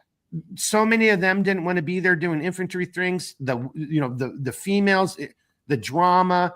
This girl, when we get back to cantonment, she's like a professional bodybuilder. But when we're out in the woods, she can't even carry the tripod for the 240. I mean, it was just. And then this girl's sleeping with that guy, and this guy's pissed off at that guy because he wants to sleep with this girl. It was hellacious, my good man. It was just, it was. Yeah, I disagree with. I'll kind of back you up on what you said about the standards. If there's females out there that can, hang with the military standard for infantry, what's referred to in the Army as combat arms, anything combat related or special operations, that's great. The downside of that is it's always going to they miss out. These people that are into these social experiments miss out on the psychological dynamic that entails. Now that might end up being that. It might be hey, here we go. It's a soap opera, the love triangles and crap like that. Or maybe not that bad, but it could be. It's just here's another thing. It's that it could go another direction. Is like, oh hey, I've been taught to protect women my entire life, so now I want to make sure she's going to be okay. Well, I should be that way I should have that mentality for every single person on my team, as opposed to like, well, we got to make sure we protect her. Yeah. Well, okay. And just to add one layer of crazy, and that's why I did my hand thing. I just remembered this story. Again, don't listen to me. Don't trust me. Go look it up. This was like 6 years ago in the astronaut world. I mean, just think about that, right? So we're talking about some very incredibly unique, whether it's tier one, the agency, there's just not a lot of people who are in these entities. Imagine what it's like to be an actual astronaut. Probably not a lot of people. Well, some female astronaut is having an affair with a male astronaut. Oh, yeah. And do you remember the story? Yeah. And this is where it's crazy. She drives halfway across the country, and she intentionally put on Depends, like diapers, so she could piss herself and not stop. Dude, this is what we don't need any of this stuff in areas in which this shit really matters. And that is unfortunately what our government is supposed to be limited, and it's only supposed to focus on shit that really matters. And there it is. There's my shit, Mark. I could end it right now, Mark. Good job. That's should have led with that. Yeah, the government is right at this point in time. How we've allowed ourselves to get here, I don't know, but it's more concerned about feelings and emotions and none of the stuff that matters. And I'm here to tell you, my military experience is a little bit older. The agency, not so much. And it was no bueno, boys and girls. We need to have, and we need to be vocal. We need to be constantly pestering and holding people accountable. If they've been elected to office, they need to be held accountable. And if we don't start making the shift, and this is another thing that's not political. If somebody says, oh my God, what a bunch of right-wing, how are you missing the point? How diluted are you? This is the stuff that is not, it's apolitical. Your government and a matter of fact, I'm going to shut up and bring it to you, P. Rick. Dude, cops, soldiers, whatever it is, they need to be the most lethal and efficient and proficient and professional, whatever that is, to be able to turn that switch 0, flip it 10, flip it back down to zero. That requires a lot of hard work and a lot of training. And it's not, and honestly, and let's just be fair, Patrick, and it's not for everyone. There's a lot of people who can't do it. Look, there's some things that I really suck at. And I just like, I never should do that. Like, yep. Yeah, we've all got interests and we got capabilities and limitations, right? So that's every human being on the planet. And just because, hey, you know what? I want to be a Navy diver, but you know what? I get kind of really freaked out and claustrophobic when they put me in that big iron suit. Okay, well, that's not going to work. So, hey, but that's what I want to do. And that's how I identify. Come on, Patrick. Right. Yeah. So all that stuff needs to stop, but all the drama, I really wish at some point, there's the fraternization, policy in the military between officers and enlisted exists for a reason. And sometimes people still cross that a little bit, right? But it's for leadership. Like, hey, you're in leadership. You're on the enlisted side. You got to take orders from this person, so you can't have a sexual relationship with them. Makes total and complete sense. When it gets to situations on whether it's through law enforcement, especially in a training environment, I think that really should be like empowered, because I've seen so many training environments where that stuff just kind of starts to fester and grow, because you're in training. It's like, hey, we're in school again, and it just opens itself up. And then, of course, with that isn't just like, hey, two people like consensually having a good time together. It turns into accusations of rape and this and that and the other, and jealousy and fights, and it's just not needed. And I'm sorry, I didn't mean to interrupt you. You're right. So there's this negative counter. How am I trying to say this? There's an aspect of these type of environments or these type of relationships or engagements that is not only detrimental, it is completely contradictory towards the mission of whatever your entity, your organization is.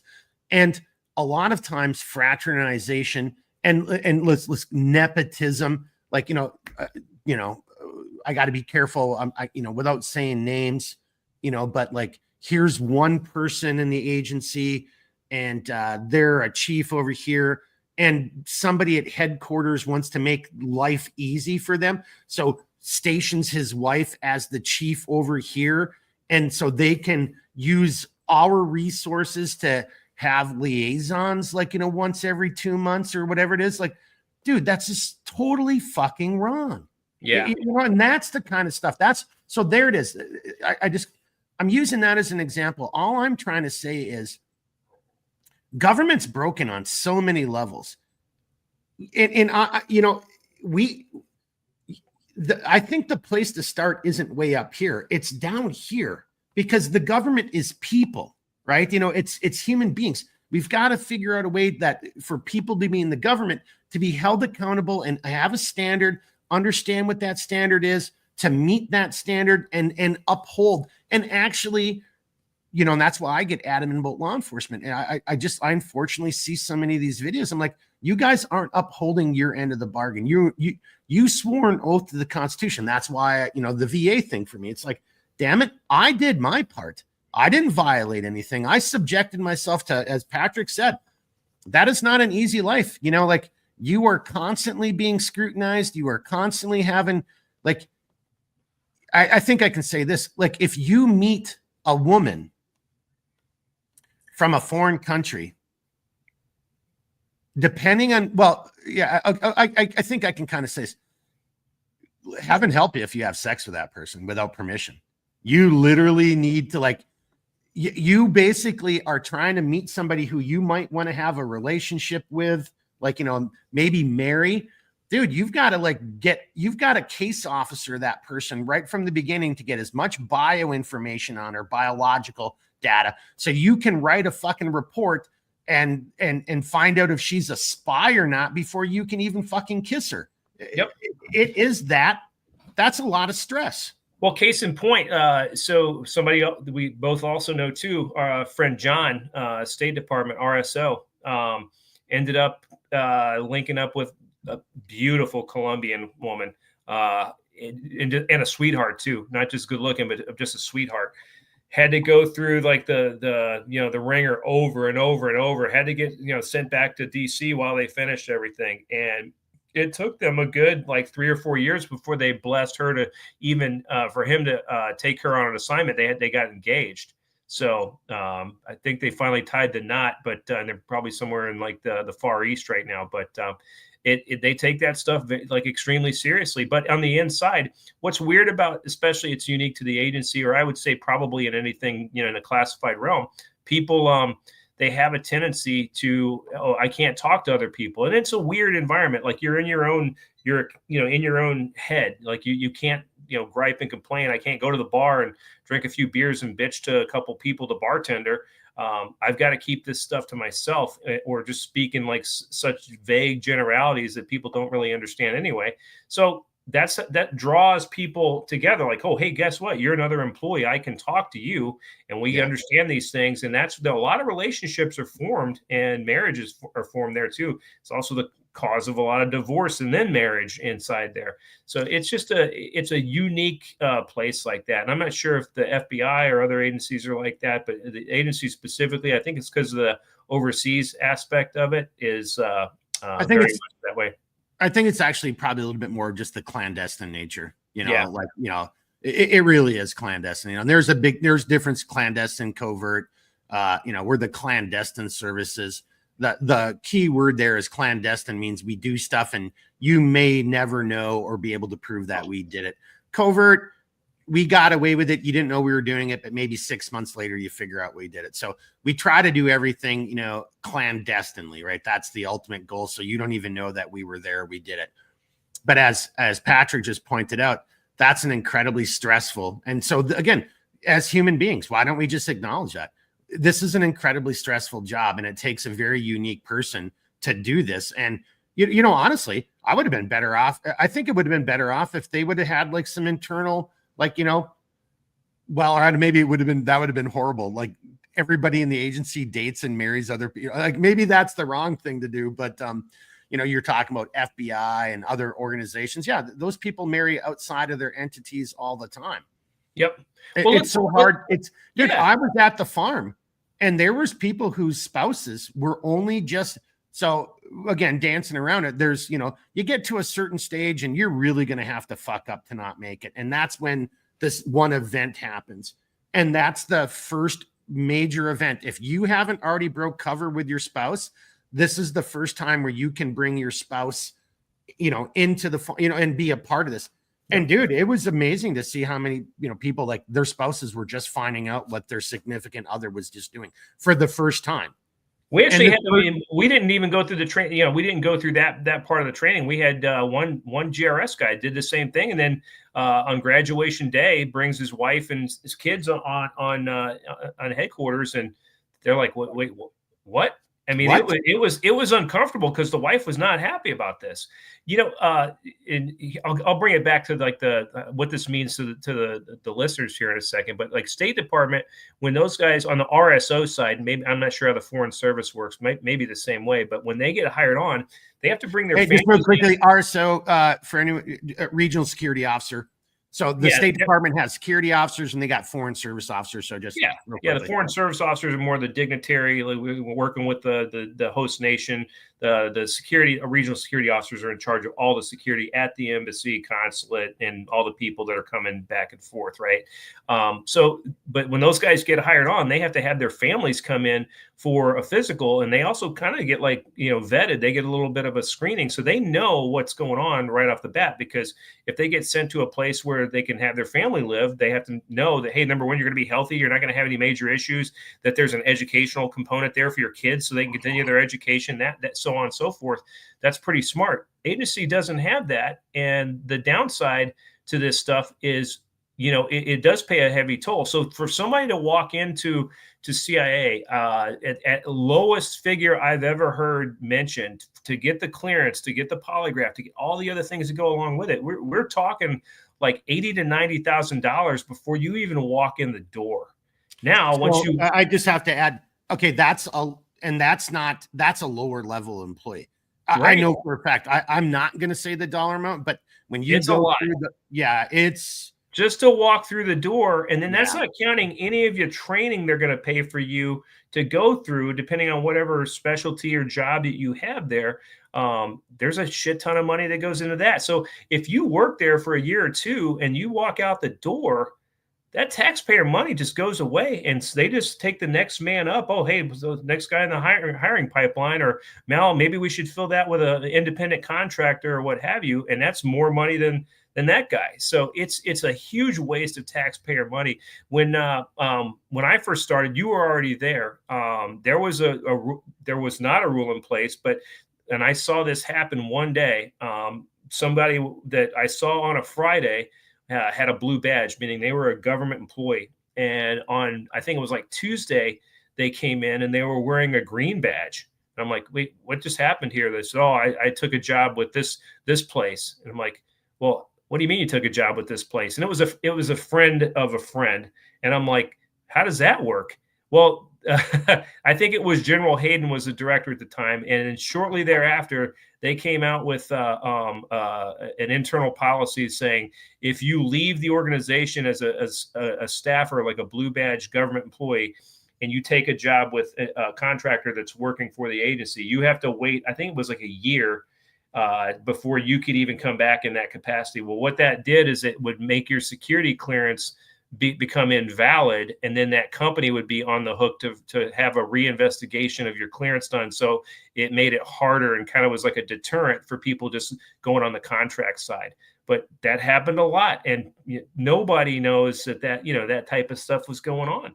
I didn't know. I worked there until I saw it, and then they came out with the policy. I'm like, wow, that's well, so I did the common money. Sense.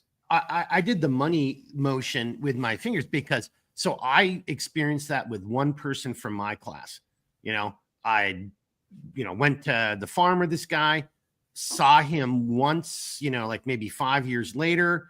And then 2 or 3 years after that, I see him in headquarters. And, look, boys and girls, without getting all the details, when we say a class, don't think of like your high school class of like 1,000 people. No, without getting into the numbers, we're talking percentages of percentages. Like when you say 1% of America does this, well, just keep, and that's as far as I'm going to say, just keep dropping it down percentages. So it's not a huge, community. You kind of keep, just, inadvertently, you just like, hey, what's going on with so-and-so, because you ran into somebody and, everybody kind of keeps tabs or says hello, no matter how busy you are. And then, but Patrick, to your point, I just come back from a place and I run into him and he's a green badger. He was a classmate, and I'm like, dude, what up? And then, but for him, it was the money.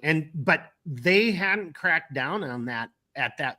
Dude, his transition was seamless. I wasn't saying he was trying to recruit me.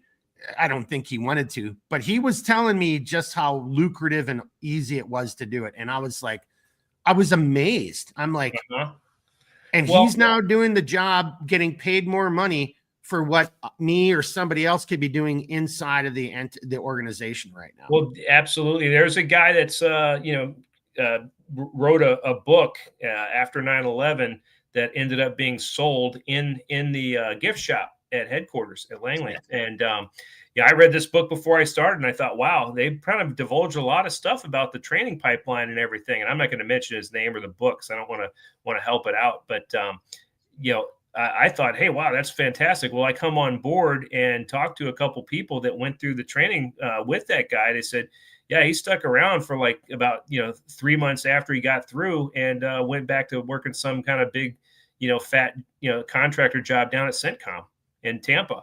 And I'm like, okay, that's awesome. Like, you write this, like, wave the flag, the agency is this great, wonderful American institution. And then you get a payday and leave, so it makes you wonder, like, hey, was that his intention to begin with or what, Yeah. So I personally, I saw that and experienced it a lot. So this is the other problem with government is, and we see this in, and this current administration, I think, is kind of trying to tackle and address that is the government has become nothing more than a pipeline for going and working as a contractor, whether that's in the defense sector or whatever, public sector, whatever. And it is, it's just like you're just checking a box. It's the Hey, I military worked. industrial It complex. didn't matter if you only did one tour. Didn't matter if you even went to the farm. You know, like you were there, and you just put those 3 letters on your resume, and everybody think, you know, whatever, which is bullshit, you know. But Well, yeah, I will tell you this: that it's the military too. I mean, I know that kids that I was in charge of that yeah, ended up going to become like UAS, which is Predator, or what people would commonly refer to as drones.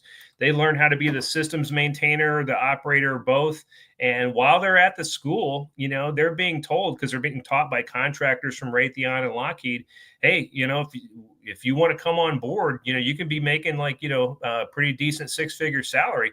And these are brand new kids that just joined the Army. Yeah. So I had one kid in particular, this is on the National Guard side, that he started showing up every month, and he was getting, progressively fatter, and fatter and fatter. And of course, I had to have his NCOs counsel him and stuff. And finally I pulled him aside. I'm like, hey, listen, what's going on with you? Like, is like a medical issue or what? I'm like, you can be honest with me. I'm not here to beat you up. I just want to know, I'm worried about you as a human being, because this is not healthy. You're getting like almost morbidly obese, and I don't want to see you get jammed out of your career. He's like, well, to be honest with you, I was offered this job, so I'm trying to get kicked out of the Army on weight. And I'm like, well, I'm like, all right, hey man, if that's what you want to do, don't eat yourself into diabetes and death. I'm like, we'll work something out, but don't do that. But it was just like it highlighted how bad the military industrial complex is. I mean, it's like, and let's face it, that school cost the Army a shit ton of money that comes out of that budget. And then this kid's going to go off, and he eventually did. He ended up going and becoming I left, and I think I came to work at the agency, but I'm, reached back to a couple people, said, hey, what's going on? Hey, whatever happened to this kid? And I'm like, oh yeah, he's out in like Arizona or Nevada or something, making like about 350 grand a year. I'm like, holy shit, I'm like, maybe I should go eat some marshmallows and fucking Twinkies or something. I don't know. But, well, and the sad thing about that, for anyone who's thinking about the government, is that, and I'm not saying that, I hope it doesn't come across that I'm whining. I hope it doesn't come across that Patrick's whining. That was not the intention tonight. That is not. And, again, you do, leave a comment if you think we're whining about stuff.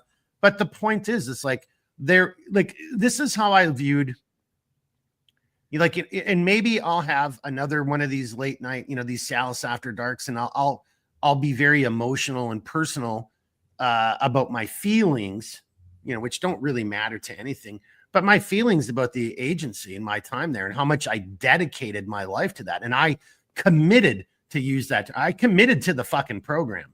I was doing it the right fucking way. And there's a huge sense of betrayal. And then, so to Patrick, to your point, whenever you see about somebody else who's not willing to commit to the program and then goes off, and then again, and it's not just this guy you're talking about, it's all these politicians. Like, seriously, boys and girls, Nancy Pelosi, Mitch McConnell, you think any of these motherfuckers are going to commit to the program? They're all in it for themselves. And that is ultimately what I'm trying to get at with this whole thing about government. We do have to change it, because the men and women who do commit to the program and are there for the right reasons. Look, I'm not a perfect individual. I'm sure I fucked things up, and I'm sure, somebody told me once that I have sharp elbows. I'd never even heard that term before. I guess that means I'm willing to throw elbows at people to get my way. Whatever. But I was mission focused. That, I'll take to my dying day. When I'm drawing my last breath and I'm meeting God, he'll be like, Mark, you were mission focused, or Mark, you said that and you kind of came up short. I'll have to deal with that. Right. But for me, I think I was pretty mission fucking focused, and I had my heart in the right place, and I was trying to do the right thing. And then to watch people who make, to your example right there, Patrick, I'm just going to get fat, get kicked out. And then I'll just, use the training that the taxpayers gave me to go make $350,000 a year or $300,000. This is the problem with the government. And this is what's going on with our politicians. Dude, yeah, I'm on a committee having to do with energy, but then somehow I'm still able to make all these stock, trades on energy related issues that I'm privy to. And now, when I first joined the Congress, I was worth $150,000, was getting paid $180 or whatever their salary is. And now 3 years later, I've got, $10 million in the bank. that math doesn't fucking add up, and that shit's got to end. That's where that's kind of my final little comment on that. Yeah, and I think the tie into all this stuff is, I mean, this impacts every single person, right? I mean, even while we were working, we weren't working for tax free, right? So it was our taxes too. But anybody listening, that's just complete like government, fat and waste for no gain. And that's stuff that we need to hold people accountable for. So just be on the lookout for that stuff. And I'd say that the big takeaway I'd like to impress upon people, and as I'm saying this, I'm not just, I'm not standing on some soapbox. It's a call to action for me too. Like, hey, get in regular contact with your elected officials and start calling this stuff out, and then find out what if they're taking action or not. Right. So that's how we have a more, direct control of the political process. But if you think, hey, I voted for these guys, so I'm good. No, that's just a start. Yeah. Again, the heavy lifting, the hard work is only just starting. Yeah. Hey, Patrick, I've already said that. I'm going to reiterate it one more time. I think it's incumbent upon each and every, so whomever you are, you watch this video with us live, you watch us on demand. I just beseech you as a human being, not as a Republican, not as a Democrat, not as a this, that, or the other, but as a human being, you have to reach out, and we have to start holding, and I hate to say it, you have to hold your government accountable wherever you live. Mm-hmm. They work for us. This is supposed to be us. And in America, more than anywhere else, this is us. And if we don't hold those people accountable and start demanding, hey, great, you guys just won the election. Well, you better fucking fix it. If you like, and I'm on the record. I'm going to go on the record right now. If you George Bush Senior me, then I'm done. Like fund meters pegged. I'll probably never vote again. It's all broken. I'll try to find 40 acres out in the woods, and I'll become Jeremiah Johnson. If you don't know what I'm talking about, George Bush Sr., after Gulf won, had like a 90% congressional approval rating, and then just sat on his hands. Didn't do a damn thing domestically, didn't try to change it, just sat on his hands and thought he was going to get reelected because he won some bullshit war. Yeah, okay, great. You just won some bullshit election. They whether they cheated, however you want to phrase it. But if you're going to do it, then you need to step the fuck up, man up, and then make it happen. And everybody in those cabinet positions, every senator, every congressman, we need to hold them accountable. There is a chance for us to turn this around. Honestly, I'm on my little soapbox, but things could have gone so much worse. Like, this would have been maybe one of the last free conversations we were all having. Like, look at everybody who's calling for exactly that. They aren't lying. They're not hiding. They wanted to control everything we say, how we say it, to whom we can say it to. We barely dodged a bullet. Bad joke. I didn't mean it that way. But yeah, we just barely dodged a bullet. So, Patrick, I'm going to shut up right there. But this is, matter of fact, there. I was just about to say it, and I just saw the title right there. Last chance to fix all of this, Alpha Omega. That you did a way better job. Hey, you come on and run this podcast. That's what I was trying to say. This is our last chance to fix this right here. Oh, I just lost Patrick. Yeah, I think I just lost Patrick. We'll just see if he comes back in. No, hang on. You sent me a text. See what happens here. Technology. See, obviously somebody didn't. Yeah, he needs to restart his computer. All right. ASAP. So I'll just give you my little things. He's restarting his computer. He'll come back in. I really love Patrick, and I mean that seriously. If you want to think about Thanksgiving, one of the things I'm very thankful for is to have had him in my life, and he challenges me and calls me out on my bullshit. And that's what you need. You need people in your life that are willing to do that. And he's one of those guys. So, and for you guys and gals watching, I'm thankful for you to be here watching, and to leave in comments and to challenging, or calling bullshit or adding your own personal flavor and feel to things, and color. And that's what makes it important to me. It really does. And I think now more than ever, and to echo Alpha Omega, let me just pop it up one more time. Yeah, this is their absolute last, excuse me, last chance to fix all this. If it doesn't happen, I agree with you, brothers and sisters. I mean, like, yeah, if we don't pull our heads out, how are we going to course correct if we don't do it? If we don't do it this time around, after, like Patrick was saying, well, wasn't a landslide, okay, if you look at how many seats we've got in the Senate, but if you look at the election from a different perspective, no, it was an ass whooping. I mean, all the swing states, popular vote, some people try to say, well, he didn't get the popular vote. Well, actually, he really did. I mean, but putting all that aside, and even if you don't like Trump, right, you do you. Now, I would sit there and ask you to present a cogent argument for why Kamala Harris and Mike Waltz would have been better. Let me get Patrick back on here. Hey, I'm just finishing up my thing, waiting for you to come back. But to boys and girls, seriously, if you think Kamala Harris, Mike Waltz would have been better for the country, lay out a cogent argument. And then you should then apply to be on their campaign staff, because they never made a cogent argument.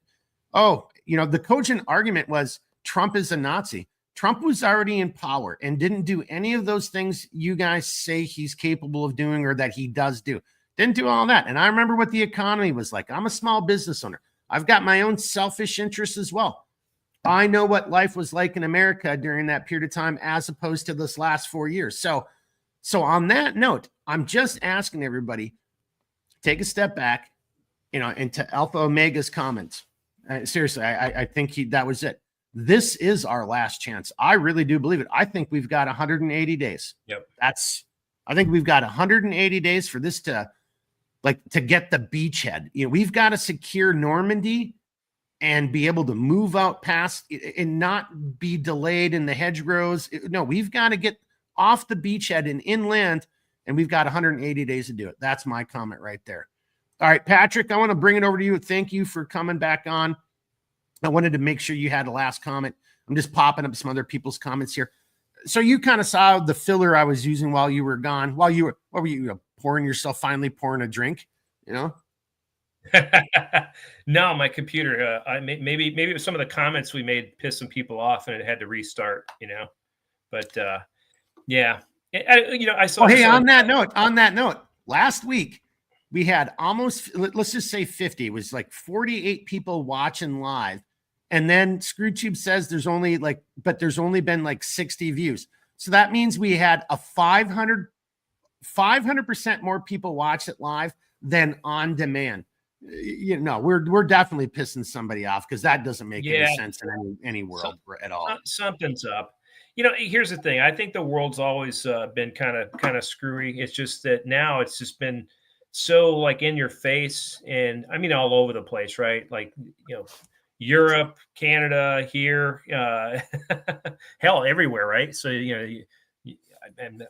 where's not impacted, right? So I think that it's just now we've got this ability in these channels to communicate with, and I think let's use it for the right reasons. Just like anything else, social media, I mean, it's designed to suck you in and waste your time. It's like fire. Hey, I use it, don't let it use you.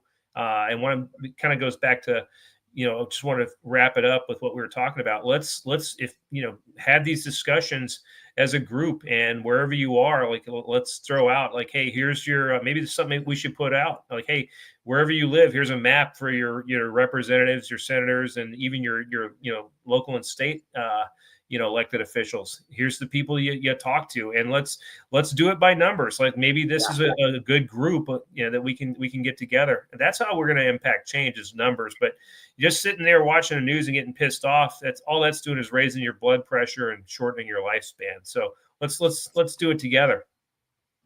Well, and also it should challenge you. Like, are you serious? Because if you're serious, then get off your ass and do something. Because if you're not going to get off and off your ass and do something, well, then you're not really serious. And then at that point, then whatever happens next, you've got no one to blame but yourself. I don't like this. Well, you didn't do anything to prevent it. So guess what, motherfucker? Amen. Yep, you own this. That rock, you put that in your rucksack. That's on you. Yeah. That wasn't Patrick or me fucking with you. No, you put that rock in your rucksack on your own. Yep, that's it, man. So I don't know. I'm just a fan of like, let's take some action and be productive instead of just spinning our wheels and being pissed off. Let's bite instead of bark. All right. Hey, yeah, this is a strength you have. You're really good at this. So I'm going to make my final comment. I'm going to shut up, let you make your final comment, and then let's just take it out. We're at 2 hours. Friday night. It's the day after Thanksgiving. I hope everybody had a great day yesterday with friends and families, and I mean that very seriously. I hope you took a moment and reflected, internally what it is that you give thanks for. There's so much to be thankful for, So my final comment is try to keep your hands up, keep punching your way through the bullshit. There's a lot to be thankful for. We are so very fortunate as a country, as a people. Don't believe the bullshit. And if we stay in the ring, even though it's Mike Tyson, we can win this, right? Because Mike Tyson's a badass, but even in his prime, he probably couldn't beat 20 of us. He could probably beat 15. And I'm saying Mike Tyson. If it was Chuck Norris, it's game over. It's all done. No, it doesn't matter. It does matter. But 15 of us, he could probably beat 15, but not 20. Chuck Norris, a little bit different. But stay in the fight, heads up, chin out, heads down, and keep throwing punches. This is not the time to take our foot off the pedal now more than ever. If you believe in freedom, I'm going to steal Patrick's line. If you love America, I love you. The twist we've put on it is like, if you love freedom, I love you. It doesn't matter where you are, but like, that's it. Now more than ever, you got to heads down, throwing punches, and you got to get in the ring, no matter how scary Mike Tyson is in his prime, because fuck, that guy would have just ripped most people apart. Patrick, take us out, my good man. Yeah, absolutely. Well, to your point, I think, staying on the theme of being grateful. I mean, we are dealing with, some first world problems here. We're coming to you on a, via Wi-Fi on computers and air conditioned rooms. We've got vehicles. I mean, I don't have to walk 10 miles to get some water. Or hunt from my food for a week, that type of thing, right? So hey, but just to take a step back though, there's some of us that are getting really close to that, where it's those couple deer I took this year, that's meat in the fridge for the the freezer for the winter, or good thing I was fishing this year. I mean, like, dude, no, that's actually not far from removed from the fact in Western America. That is daily living in other parts of the world, but for Western, for America, Western Europe, that's actually becoming reality. Well, I'm thinking like, the Sahel in Africa, or some places in, hell, I mean, in the United States. Let's look at places in North Carolina right now, that still haven't been, made right. I mean, these people are still freezing because, the weather's getting cold. There's, they run off generators. Maybe they don't have enough diesel. I don't, that type of thing. FEMA is kicking people out of little houses. So some company went in there and made little houses for people, and FEMA is kicking those people out because, according to FEMA, those houses don't make code.